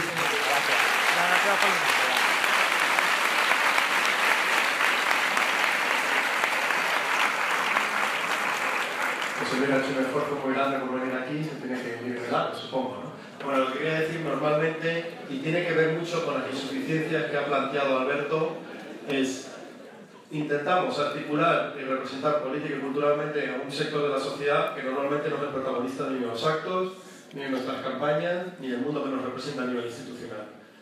Pero eso tiene que llegar a su fin. Y en este sentido yo quería dar la primera palabra, mientras pienso cómo organizar el debate con tanta gente y un micrófono solo, ¿no?, que tenemos ahí. Quería dar la palabra a Xavier García. Xavier García, que es el compañero que tengo a mi izquierda, es un graduado en ciencias ambientales, por tanto no es de letras, que deben ser casi los pocos aquí, de exactas, pero por culpa, ¿no?, resultado directo de la crisis y del papel que se nos asigna y que se le asigna a la juventud en la división del trabajo en nuestro país, ha tenido que desarrollar su vida en torno a uno de los sectores laborales más duros y más precarios que podemos conocer. Xavi durante muchos años ha sido trabajador, no sé si lo sigue siendo, de los contact centers. Los contact centers, el sector del telemarketing, que tiene en estos momentos un conflicto laboral durísimo, con una huelga muy importante, porque ahí es donde nos dijeron que nunca iba a haber una huelga, que la precariedad se estructuró para evitar un conflicto, como es en el contact center, pues precisamente ahí donde jamás tus amigos Indra, Manuela y otros, y la patronal pensó que iba a haber una respuesta, la hay, y ha habido una huelga muy importante. De aquí todo el apoyo, todo el calor y todo el saludo al triunfo de la huelga de contact center.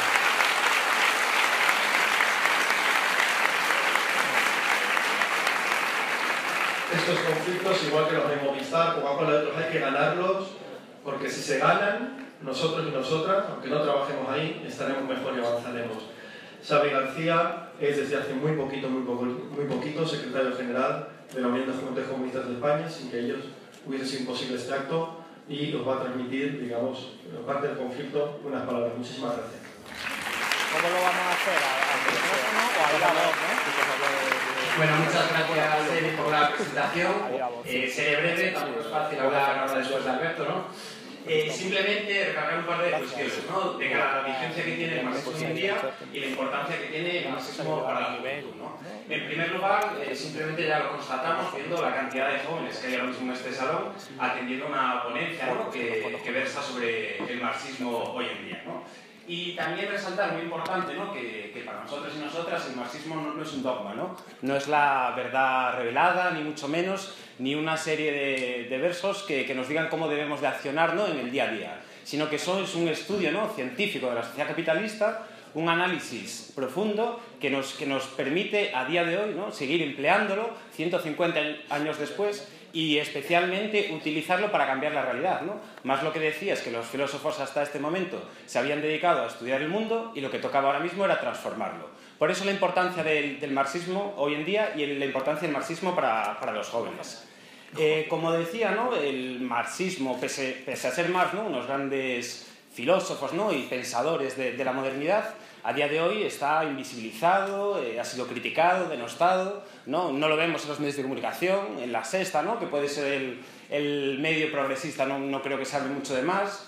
Además, ¿no?, también nos hablaban, Fukuyama, que seguramente lo conoceréis, ¿no?, hace 25 años del fin de la historia, del fin de las ideologías, pero pese a ello, ¿no?, vemos que Marx es más necesario que nunca. Y prueba de ello, ¿no?, y como comentaba también Alberto, desde el inicio de la crisis, el Capital ha sido uno de los libros más vendidos, ¿no?, en el mundo y especialmente en Alemania. Por lo tanto, pese a que la clase dominante ha intentado invisibilizarlo, el marxismo tiene muchísimo que decir a día de hoy. Y luego también resaltar otra idea, que antes de la crisis, ¿no?, que también resaltó Alberto, se nos consideraba a todos y a todas clase media, ¿no?, y la gente se autopercibía como clase media. Era lo que se vendía desde la ideología dominante. Por lo tanto, tú si te esforzabas, estudiabas, ibas a la universidad, ¿no?, y luego tendrías un trabajo acorde para llevar una vida, ¿no?, que quizás no era rico, pero sí que llevar una vida cómoda. Esto al final, con la crisis, ¿no?, que se desata en 2008, pues pone a cada persona en su lugar. Y es donde vemos que por mucho que tú te autoerigieras como clase media, al final, ¿no?, pues estabas o en el paro o teniendo que trabajar en un trabajo que seguramente no era el tuyo y además infracualificado y infrapagado, ¿no? Y también pues los cientos de miles de jóvenes que han tenido que emigrar. Por eso es importante, ¿no?, entender el marxismo, porque si no, no entenderemos la crisis. Y esto también es importante en el sentido de que por mucha propaganda, ¿no?, que nos pudieran hacer desde los medios de capital, desde las escuelas, ¿no?, se nos decía que eran los comunistas que nos iban a quitar la casa o las vacas, ¿no?, cuando había vacas en España antes de que entráramos en la Unión Europea. Pues, y al final no hemos visto que quién nos lo quita, son los bancos, ¿no? Entonces, frente a su discurso, ¿no?, lo que contrastamos es la realidad material. También, por ejemplo, lo hemos visto, no sé si visteis la película, ¿no?, Goodbye Lenin, que pues, los jóvenes, ¿no?, con mucha ilusión veían la llegada del capitalismo como el reino de las libertades, donde podrían consumir, y luego al final una frase que dicen es nos han vendido, ¿no? Porque ¿qué es lo que vieron? Con todas las contradicciones que pudiera haber en aquel periodo, que al final lo que aumentó fue el desempleo, fue la precariedad, fue la delincuencia, la violencia, ¿no?, y que no era ese paraíso el que les habían vendido. Entonces, ahora mismo, para entender qué es lo que está pasando, no debemos de entenderlo, ¿no?, en base a que construir la realidad en base al discurso, sino en base a la realidad material. Y es en base a esto como la gente se ha visto empobrecida y como la gente, ¿no?, se ha podido concienciar y movilizar. Y también importante, ¿no?, recalcando el carácter científico, ¿no?, del análisis marxista, es no ir a discursos moralizantes. Es decir, ¿no?, en el sentido de creer que hubo empresarios buenos o hay empresarios malos. No se trata de eso, ¿no?, sino que vivimos una sociedad con unas clases sociales que tienen unos intereses concretos. Entonces, esto no va de si Amancio Ortega o Ana Patricia Botín, ¿no?, son más buenos o menos buenos, que eso serían categorías más cristianas, sino que simplemente hacen una serie de cuestiones para reproducir, ¿no?, sus ganancias día a día, y que luego hay una mayoría social que se ve abocada a simplemente pues, a lo que se entendía por proletariado, a vender su fuerza de trabajo, ¿no?, para subsistir. Que esto no lo tenemos que representar por un hombre o una mujer con el mono azul y el casco a juego, que es lo que entendíamos, sino que es cualquier persona, ¿no?, desde el periodista, ¿no?, hasta el trabajador manual, que al final vende su fuerza de trabajo para subsistir. Entonces, como decía, para entender el carácter de la crisis necesitamos de estas herramientas que nos brinda el marxismo, ¿no?, para entender que esta es una crisis de sobreproducción, ¿no?, y que no se debe simplemente a que ha habido 4 banqueros un poco malos que han jugado con las hipotecas subprime y que ha habido una economía de casino, ¿no? Entonces, de ahí la importancia de estudiar el marxismo hoy en día. Y también, para ver la vigencia que tiene, las tesis y demás, es que hoy en día seguimos regidos, ¿no?, por una sociedad dividida en clases sociales. Obviamente no nos contraponemos una clase obrera frente a una burguesía monolítica y homogénea, como Marx tampoco lo analizaba en su época, pero sí que es verdad que existen unos pequeños empresarios cada vez menos y cada vez más ricos, ¿no?, que controlan la riqueza del país, y cada vez más gente necesita vivir de un salario, ¿no?, porque frente a los que dicen el fin de la clase obrera, lo que oponemos pues son nada más real que los datos, ¿no? Y que es decir que en los últimos tiempos estamos hablando de que existe en torno a un 90%, ¿no?, de personas que viven de su trabajo. Entonces, simplemente 4 cuestiones, ¿no? La contradicción capital-trabajo, como decíamos, de cada vez el capital en menos manos y el trabajo más social. La concentración de empresas en menos manos, ¿no? Esto lo analiza Lenin, ¿no?, en el imperialismo, pero esto lo vemos con las eléctricas, con los coches, con cualquier marca, ¿no?, que cada uno conozca, vemos que cada vez están en menos manos. La tendencia hacia el empobrecimiento, esto lo hemos visto también, ¿no?, en los últimos años, como cada vez el salario es menor y el nivel de vida es mayor. Entonces, son cuestiones que Marx analizaba hace 150 años y que hoy en día, ¿no?, siguen completamente vigentes. Entonces, también, para acabar ya, yo creo que nos deberíamos de hacer una pregunta, ¿no? O sea, la ponencia lanzaba una pregunta y yo creo que habría que contestarla con otra, que sería, ¿se puede mejorar la sociedad sin ser marxista? Y nosotros y nosotras, ¿no?, creemos que no.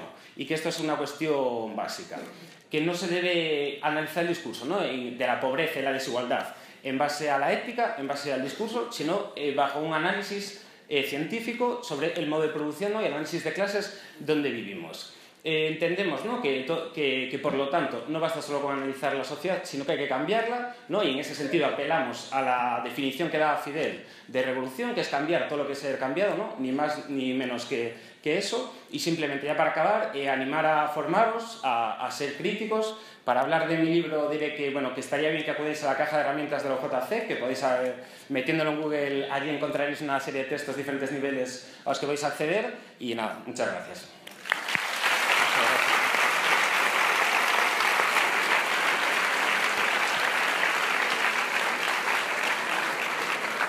Bueno, lo primero decir que los trabajadores y trabajadoras tienen unos derechos conquistados, como hemos dicho aquí, muy bien Alberto, que uno de ellos es el horario laboral, y creo que hasta las 9, ¿no?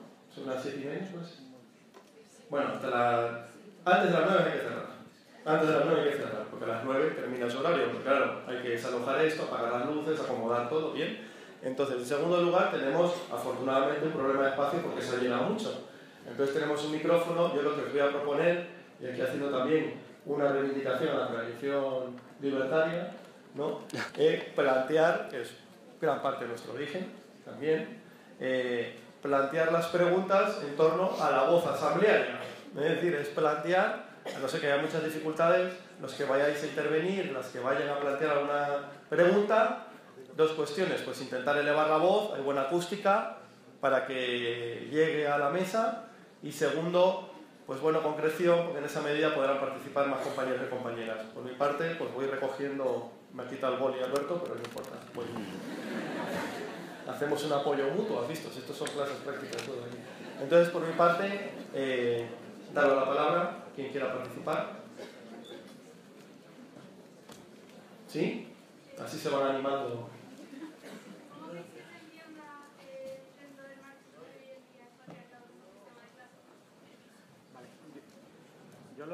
No sé si te funciona. Sí, se me escucha, no se me escucha, ¿no? Ahora. Para hacerlo más interesante. Vale.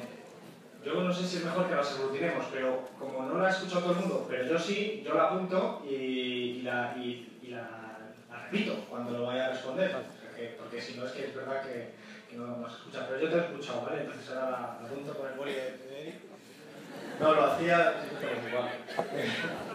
porque normalmente romper el hielo es difícil, entonces a través de la primera pregunta que se pensase en otras. Es que solo ha habido de momento ahí, ella ha levantado la mano, ¿vale?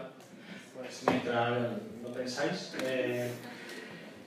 lo que me preguntaba es cómo se entiende el marxismo, la cuestión del patriarcado. Hay que entender que el marxismo, tal y como surge en origen, es una tradición política fundamentalmente masculina, moderna y por lo tanto bastante machista. Recordar que el patriarcado es una estructura institucional que va más allá del capitalismo. Hay compañeros que creen que cuando alcancemos el socialismo el machismo se acabará. Yo creo que todas las experiencias que han sido postcapitalistas, por muy poco que duraran, como la Comuna de París, también han tenido componente machista. Y por lo tanto creo que es necesario recordar que el patriarcado es una lacra que va más allá de la cuestión meramente económica y que hace a la mujer doblemente explotada. Explotada como trabajadora, explotada y oprimida como mujer. Insistir en esto es muy relevante para afrontar todo tipo de explotación y de opresión que sufre la mujer por parte del hombre, que tiene expresiones de una violencia física que hemos desgraciadamente conocido y seguimos conociendo con las muertes por violencia machista, pero que tienen otras expresiones que a veces son igualmente violentas, pero que son más invisibles, como es el uso del lenguaje, los micromachismos, las propias palabras, el turno de palabras, si hablan hombres, hablan mujeres, todas esas cuestiones que yo creo que muchos tenemos todavía incorporados, estructuras machistas contra las que tenemos que estar alertas y combatirlas desde esa perspectiva crítica. Yo creo que es necesario ser ecologista, ser feminista, que son dos reivindicaciones tradicionalmente abandonadas por el marxismo inicial, incipiente, de Marx y de Engels, abandonadas, pero porque en su época directa eran herederos directos de todas sus vicios, no solo de sus virtudes. Y en cambio nosotros tenemos que incorporarlo como un eje igualmente importante a la opresión económica, que es la opresión por cuestión de género. Así es como lo veo yo y además te diré que lucho en todos los ámbitos para que sea la versión dominante dentro de nuestra propia tradición política. Bien, ¿cómo van los ánimos? Aquí tenemos una. Bien, bien, que estáis concertados, ¿no? A ver, ¿tu nombre? Espera, no te lo vamos a dar, espera que agrupemos, perdona, porque ahora sí que hay más. Aquí, y luego después de que hable... Allí y aquí. Sí, pero es que allí, lo que pasa es que lo vemos poco porque no hay mucha luz, ¿no? Me decís los nombres porque así lo podemos organizar. ¿Tu nombre? Samuel. La compañera de azul, antes hay uno que levanta la mano que es de camisa roja. David. ¿La compañera? Sabina. ¿Y aquí? John. Y allí. Ruth. Venga, la última, voy a poner una mano que no veo. No. Allí, un chico ¿Sí? de verde y una chica de blanco ahí. La chica de blanco y el de verde. Hacemos el corte aquí, ¿bien? La primera, que no está mal. No, está mal. Empezamos, ¿no? Samuel, ¿no? Bueno, mi pregunta era con respecto a lo que había comentado Alberto en su momento sobre la poca trascendencia que tienen los medios de comunicación marxistas con respecto a la permeabilidad de los trabajadores, a lo poco pedagógicos que son a la hora de llegar a los trabajadores que no están formados. ¿Cuál es la responsabilidad de nosotros como personas que nos estamos formando como periodistas o marxistas también, para llegar a esos trabajadores? ¿Por qué en cierto modo el marxismo le cuesta tanto hacer una reflexión no solo sobre el capital, sino sobre la importancia de la información como un constituyente no solo dependiente del capital, sino también transformador del capital? David, ¿no? ¿David? Sí.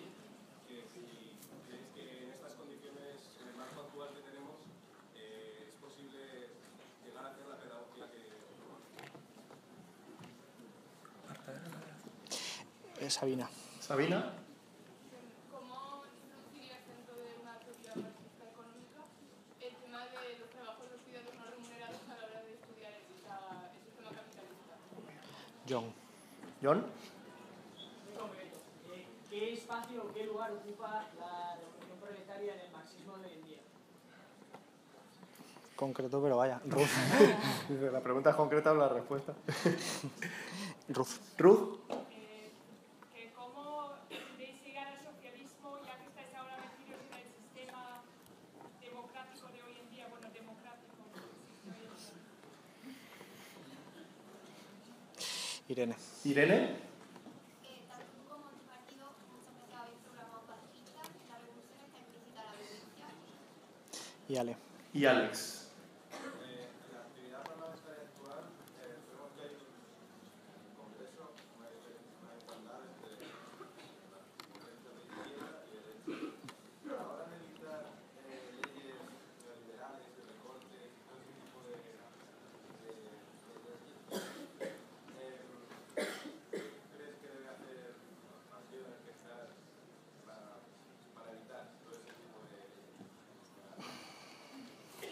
Tienes 3 días para contestar.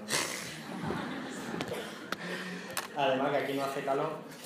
No es de Málaga, ¿no? Es para que esté cómodo. Como vengo de Málaga, pues he puesto la temperatura de casa.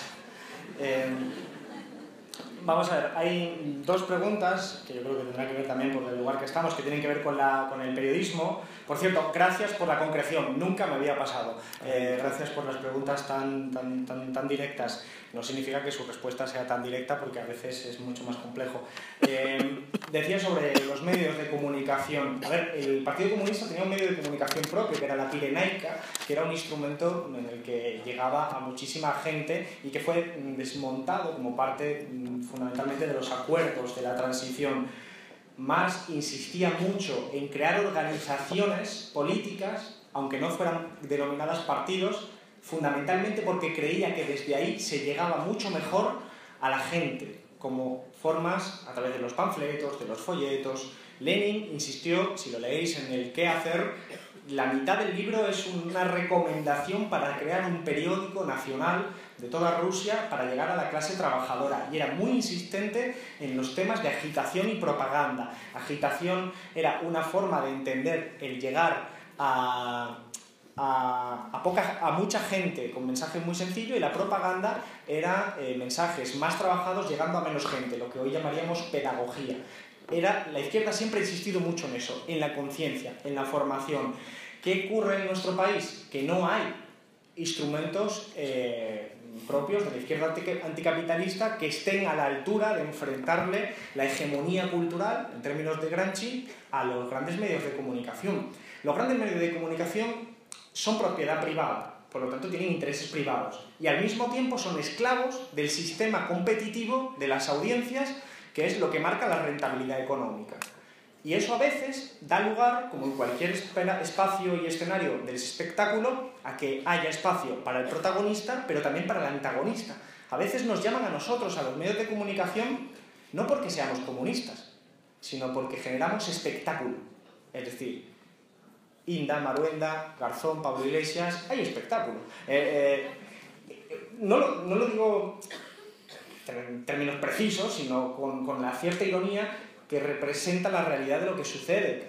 Los medios de comunicación son grandes empresas que tienen accionistas y que lo que quieren es un dividendo cada vez más alto, y eso deriva de la publicidad, de los ingresos por publicidad, y eso a su vez depende de la audiencia que tiene. Esto es sobre todo válido para la televisión, pero fundamentalmente para todos. A todo el que lucha en la pelea competitiva. La izquierda tiene mucho menos capacidad para hacerlo así, y tampoco ha habido iniciativa política para hacerlo.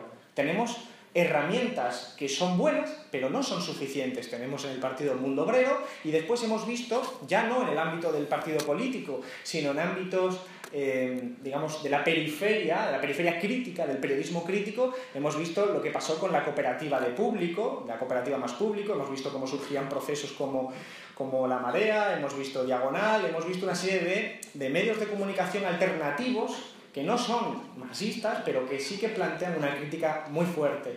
Y aún así es muy difícil medios que no dependan de la publicidad de Bankia, de Endesa, de una publicidad que tiene una contraparte, que no es una publicidad gratuita, es la publicidad de te permito que digas cosas rojas, pero nunca te metas con el Corte Inglés o con Endesa o con Bankia, porque ese día se te corta el grifo. Y claro, los periodistas que trabajan ahí, en esos medios de comunicación, y los equipos editoriales, pues tienen que comer y tienen una serie de contradicciones que tienen todos los trabajadores. El caso extremo, pues todos lo conocemos, el papel de Felipe González, del aparato del Partido Socialista en diversos medios de comunicación. Pero la izquierda siempre le ha dado mucha importancia, y la izquierda siempre le ha dado mucha importancia al lenguaje. Es decir, no es lo mismo decir presión fiscal que alivio fiscal. De verdad, la gente no sabe lo que es fiscal. Y si tú dices, voy a subir la presión fiscal, has perdido. Nadie quiere algo que se llama presión, es malo. Y por eso Montoro dice, he hecho un alivio fiscal. Y el señor Montoro lo ve la gente en su tele y dice, alivio fiscal. No sé lo que es fiscal, pero alivio, yo estoy a favor. O sea, yo quiero estar aliviado. Pues lo mismo con todo, el lenguaje es muy importante. No es lo mismo decir inversión pública que gasto público.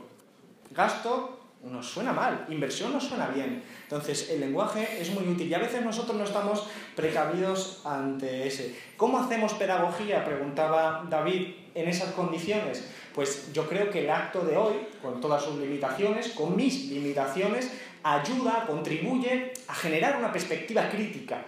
No soy mucho más ambicioso que eso. Creo que hay que despertar la curiosidad de la gente por tomarse sus propias herramientas, aprender y tomarse un camino propio. Yo creo que se están generando las condiciones para que surjan nuevos proyectos rupturistas, proyectos periodísticos que puedan enfrentar naturalmente el poder. Y creo que una importancia clave en ese proceso lo tenemos nosotros, los partidos, las organizaciones, que a veces dependemos en exceso de los medios de comunicación. En los tiempos de Marx, como decía antes, y de Lenin, la participación en el Parlamento era visto como el sumum, porque ahí se supone que todo el mundo lo iba a ver. Claro, entonces no existían las televisiones, no existía la Sexta Noche, que llega de repente a 2 millones de personas, a 2 millones de personas, solo por aparecer en la Sexta Noche. Claro que el formato condiciona el mensaje. Yo no tengo 30 segundos para explicar nada, tengo 30 segundos y ahí me corta Maruenda. Tengo 30 segundos para explicar lo que yo quiera. Lógicamente lo tienes que hacer con otros códigos. Y a mí, pues yo digo en todos lados que soy marxista, soy comunista, pero no tengo un problema de identidad, no tengo que estar diciéndolo continuamente. Por lo tanto, cuando voy a la Sexta Noche intento llegar a la gente. Yo sé que a Maruenda lo he perdido, no lo tengo para convencerlo. Lo he perdido. entonces es evidente que no estoy discutiendo con él, estoy intentando llegar a la gente que está detrás de la tele. Esto mismo pasa en el Parlamento. Yo sé que subo a la tribuna y los diputados del PP, si queda alguno en la tribuna, en la bancada, no me va a hacer ni caso. Y si me hace caso no le voy a convencer. O sea, no me creo tan superpoderoso. Pero sé que estoy hablando para el vídeo de YouTube, para el vídeo del Twitter, para llegar a la gente. Y creo que son herramientas limitadas que nos permiten ir adentrándonos. Sin embargo, la clave de todo es la presencia en el conflicto social. De verdad, no hay nada igual a eso. Lo hemos visto en estos años. Familia desahuciada. No sabe por qué está desahuciada, solo sabe que los bancos son unos cabrones, que le están quitando la casa. Llega a la plataforma de afectados a la hipoteca y un montón de militantes de diferentes partidos, diferentes organizaciones, se pone mano a mano para evitar el desahucio, consiguen evitarlo y entonces le explican a la familia que no es solo una cuestión moral del banco, que si es bueno o si es malo, sino que es un sistema criminal que tiene un montón de ramificaciones y un montón de responsables políticos. Eso es hacer pedagogía, eso es elevar la rabia y la frustración a compromiso político. Eso es, a mi modo de ver, cómo fluye la información y cómo se consigue. Es en esos momentos de crisis donde las contradicciones entre el sistema económico y tu propia vida, en cualquiera de los aspectos, más se ve y más fácil es explicarle a la gente eso. En los tiempos de la burbuja inmobiliaria, de verdad, yo iba a charlas en las que había a veces más ponentes que público. De verdad, éramos 4 aquí y 3 ahí. Y era frustrante, pero claro, es que era muy difícil explicarle a la gente los problemas que genera el capitalismo cuando el sistema parecía fluir el dinero y fluir el dinero y fluir el dinero y no había conciencia de lo que estaba sucediendo en el fondo. Y lo decía Eddie con acierto, ya dábamos charlas sobre la crisis antes de la crisis diciendo es que se están generando las condiciones y no teníamos éxito. Ahora estamos en unas condiciones distintas para poder explicarlo. Preguntaba Sabina sobre el tema de los cuidados. El tema de los cuidados es algo que la propia ciencia económica, como también es una ciencia económica del siglo XVIII y XIX, es machista. La ciencia económica no contabiliza nada que no sea rentable desde el punto de vista, o monetario, mejor dicho. El trabajo de cuidados es, ante todo, trabajo. El sostén de una vivienda, que fundamentalmente en nuestras sociedades patriarcales lo hace la mujer, igual que la crisis la ha sostenido fundamentalmente la mujer, que son datos, son hechos. Eso no está recogido en las estadísticas. Y cuando no se recogen las estadísticas tiende a ser invisibilizado. Es como las agresiones machistas. Hasta que no se empezaron a recoger, no se empezó a hacer pedagogía de que efectivamente existía un problema. Porque no se recogía y tenías menos instrumentos para hacer pedagogía.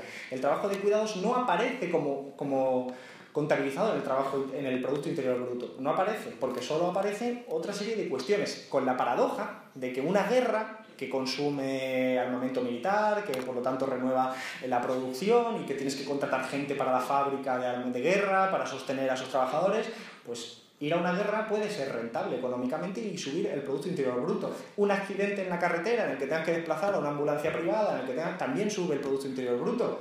Al final, un montón, talar árboles, como decía George Bush, ¿no? Que talar árboles era muy bueno para evitar incendios, eso decía él, claro, que como sabéis es un intelectual, a la altura del primo de Rajoy. Si veis un poco el tono sarcástico es que acabo de ver el gobierno nuevo de Rajoy. Todo eso tiene que ver es que Cospedal va a defensa, ¿vale? Es decir...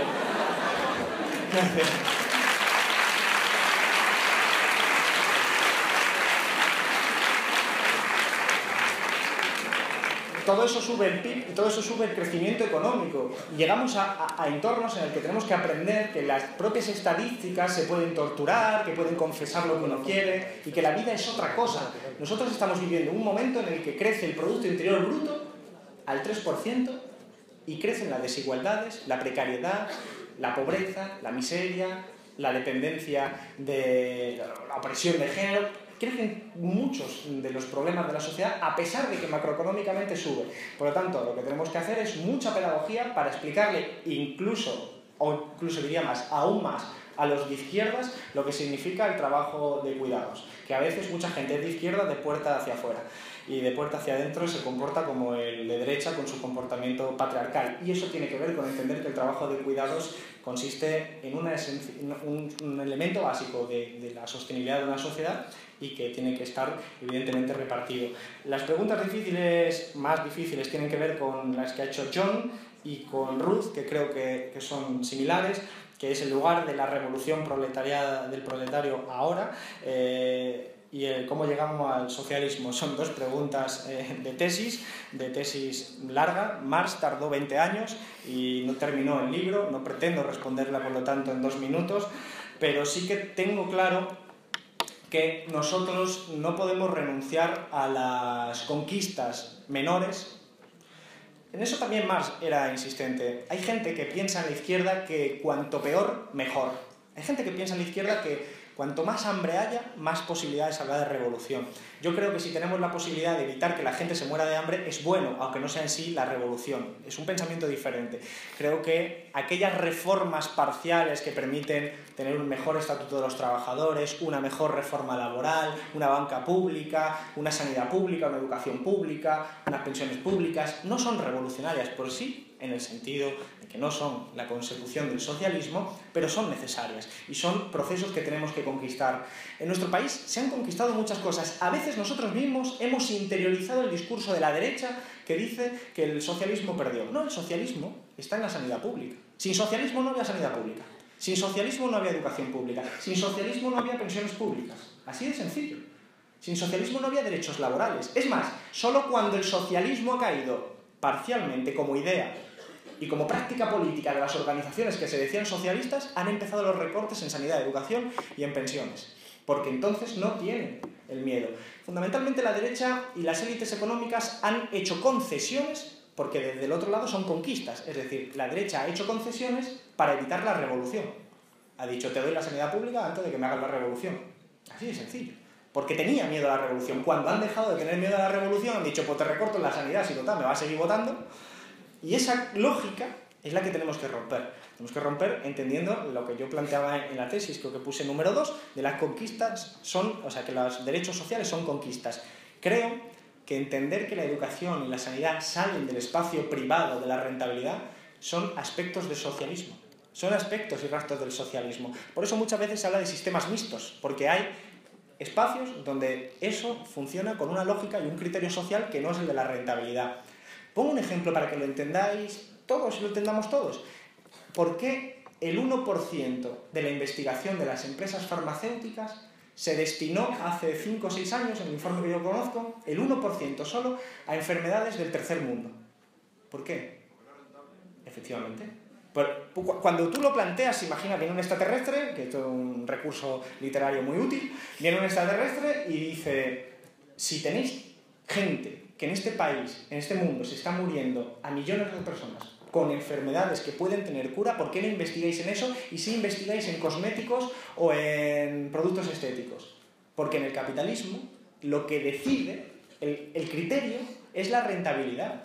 Y para las farmacéuticas es mucho más rentable investigar en productos farmacéuticos para la cosmética o las cuestiones estéticas que para el hambre o para enfermedades del tercer mundo. Pues cuando hemos conseguido que ese criterio desaparezca en determinados sectores, es una victoria nuestra. Si eso fuera así, la educación fuera privada, en España el título está en torno a 1.200 euros de media. Es altísimo, es el tercer país más alto de la Unión Europea. Pero es que en el Reino Unido son 15.000 euros de media. ¿Quién puede pagarle la universidad a sus hijos con 15.000 euros de media al año? ¿Quién puede? Y como tengas 3 hijos, ya no puede, o 2, ni uno. Entonces, entendamos que son conquistas por nuestra parte. ¿Por qué en Francia son 0 euros? Porque Francia hizo una revolución.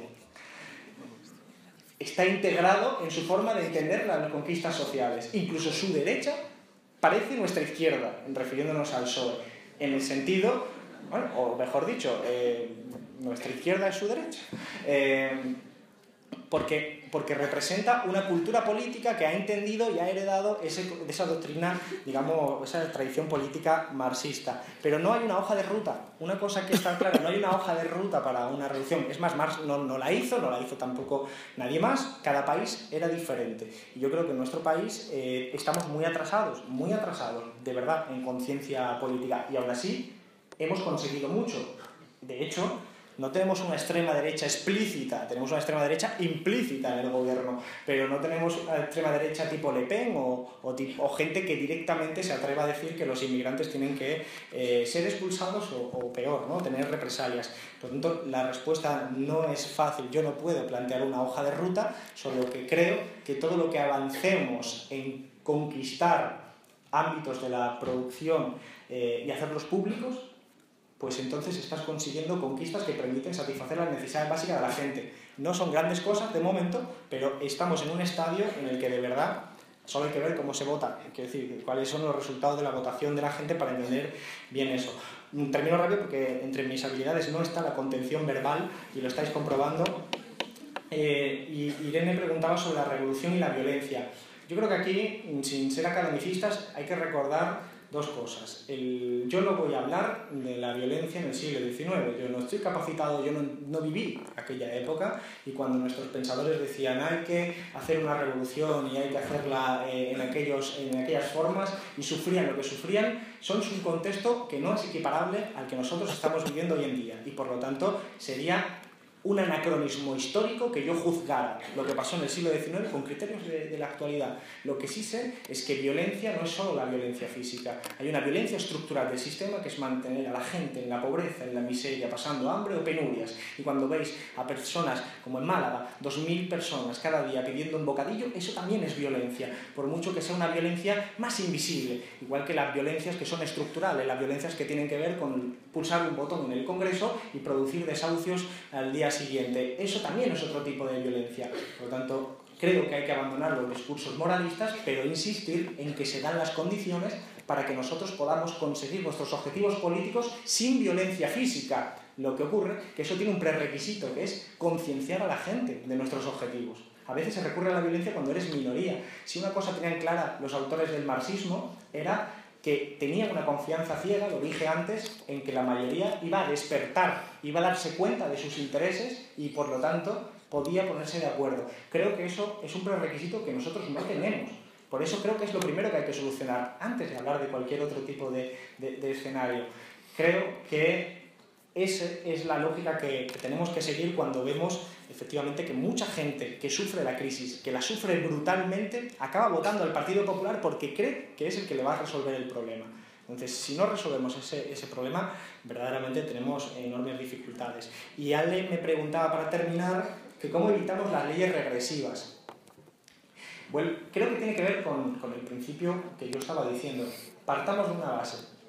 Si somos mayoría los que sufrimos la crisis, que entendemos que nuestros problemas son comunes. Claro, una victoria del neoliberalismo es hacer creer que nuestros problemas son individuales y hacerte creer que tienes que buscarte tú las castañas tú solo, tienes que sacártelas del fuego tú solo. Si nosotros asumimos que necesitamos organizarnos políticamente porque nuestros problemas, aunque sean diferentes, tienen la misma matriz, yo creo que hemos avanzado mucho. El problema es que eso no está sucediendo. Es un avance enorme, de verdad brutal, lo que es nuestra situación actual en el 2016 de la situación del 2008. En el 2008 el espacio político, como proxy, voy a decir, como aproximación, el espacio político de la izquierda rupturista era Izquierda Unida y tenía un 3%. Hoy hay un espacio político heterogéneo, plural, diverso, contradictorio incluso, que tiene más de un 20% en muy poco tiempo. Claro, no es el resultado de una conciencia profunda, probablemente. Hay de todo.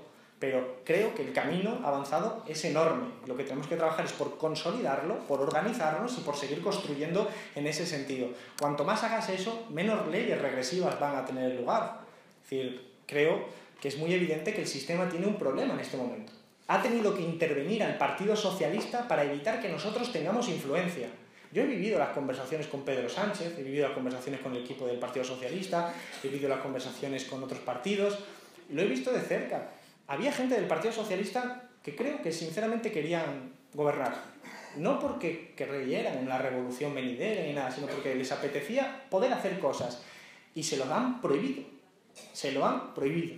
Le han intervenido para que nosotros no pudiéramos tener influencia. Porque nosotros éramos una izquierda que no se podía confiar desde el punto de vista del sistema. A mí me lo han llegado a decir, dice, si es que si fuerais como Carrillo, pero me lo han llegado a decir en la cara.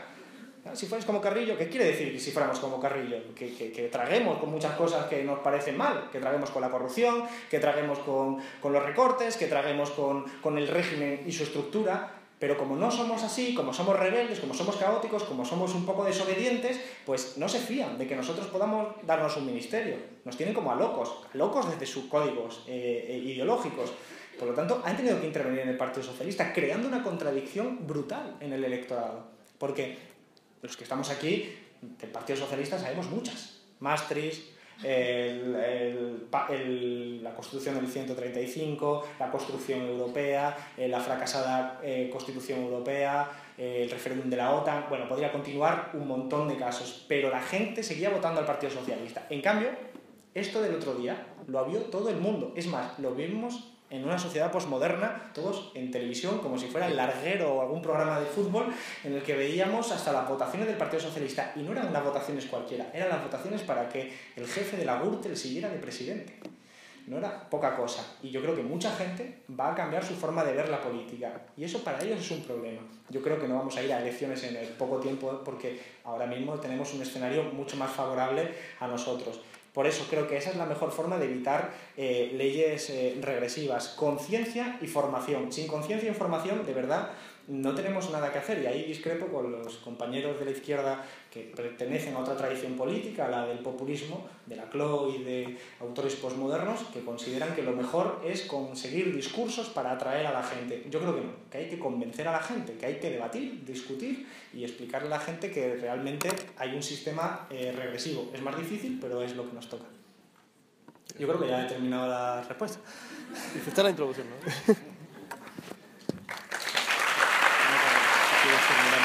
Terminamos ya porque así... Bien, bueno, muchísimas gracias por la asistencia, por este éxito. Es una piedra más en un camino y no lo olvidéis nunca, ¿no? Hasta la victoria, siempre, compañeros y compañeras. Muchísimas gracias.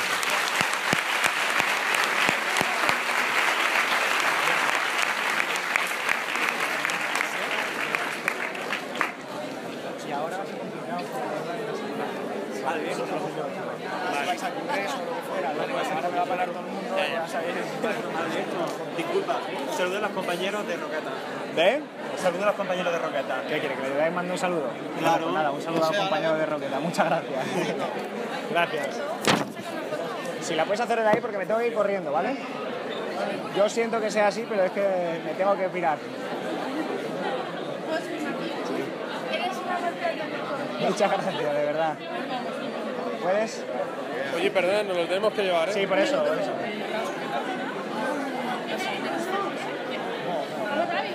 No, venga, toma, Dani, me tengo que llevar. Nos tenemos que ir. A ver, venga, hazlo rápido que me marcho, venga.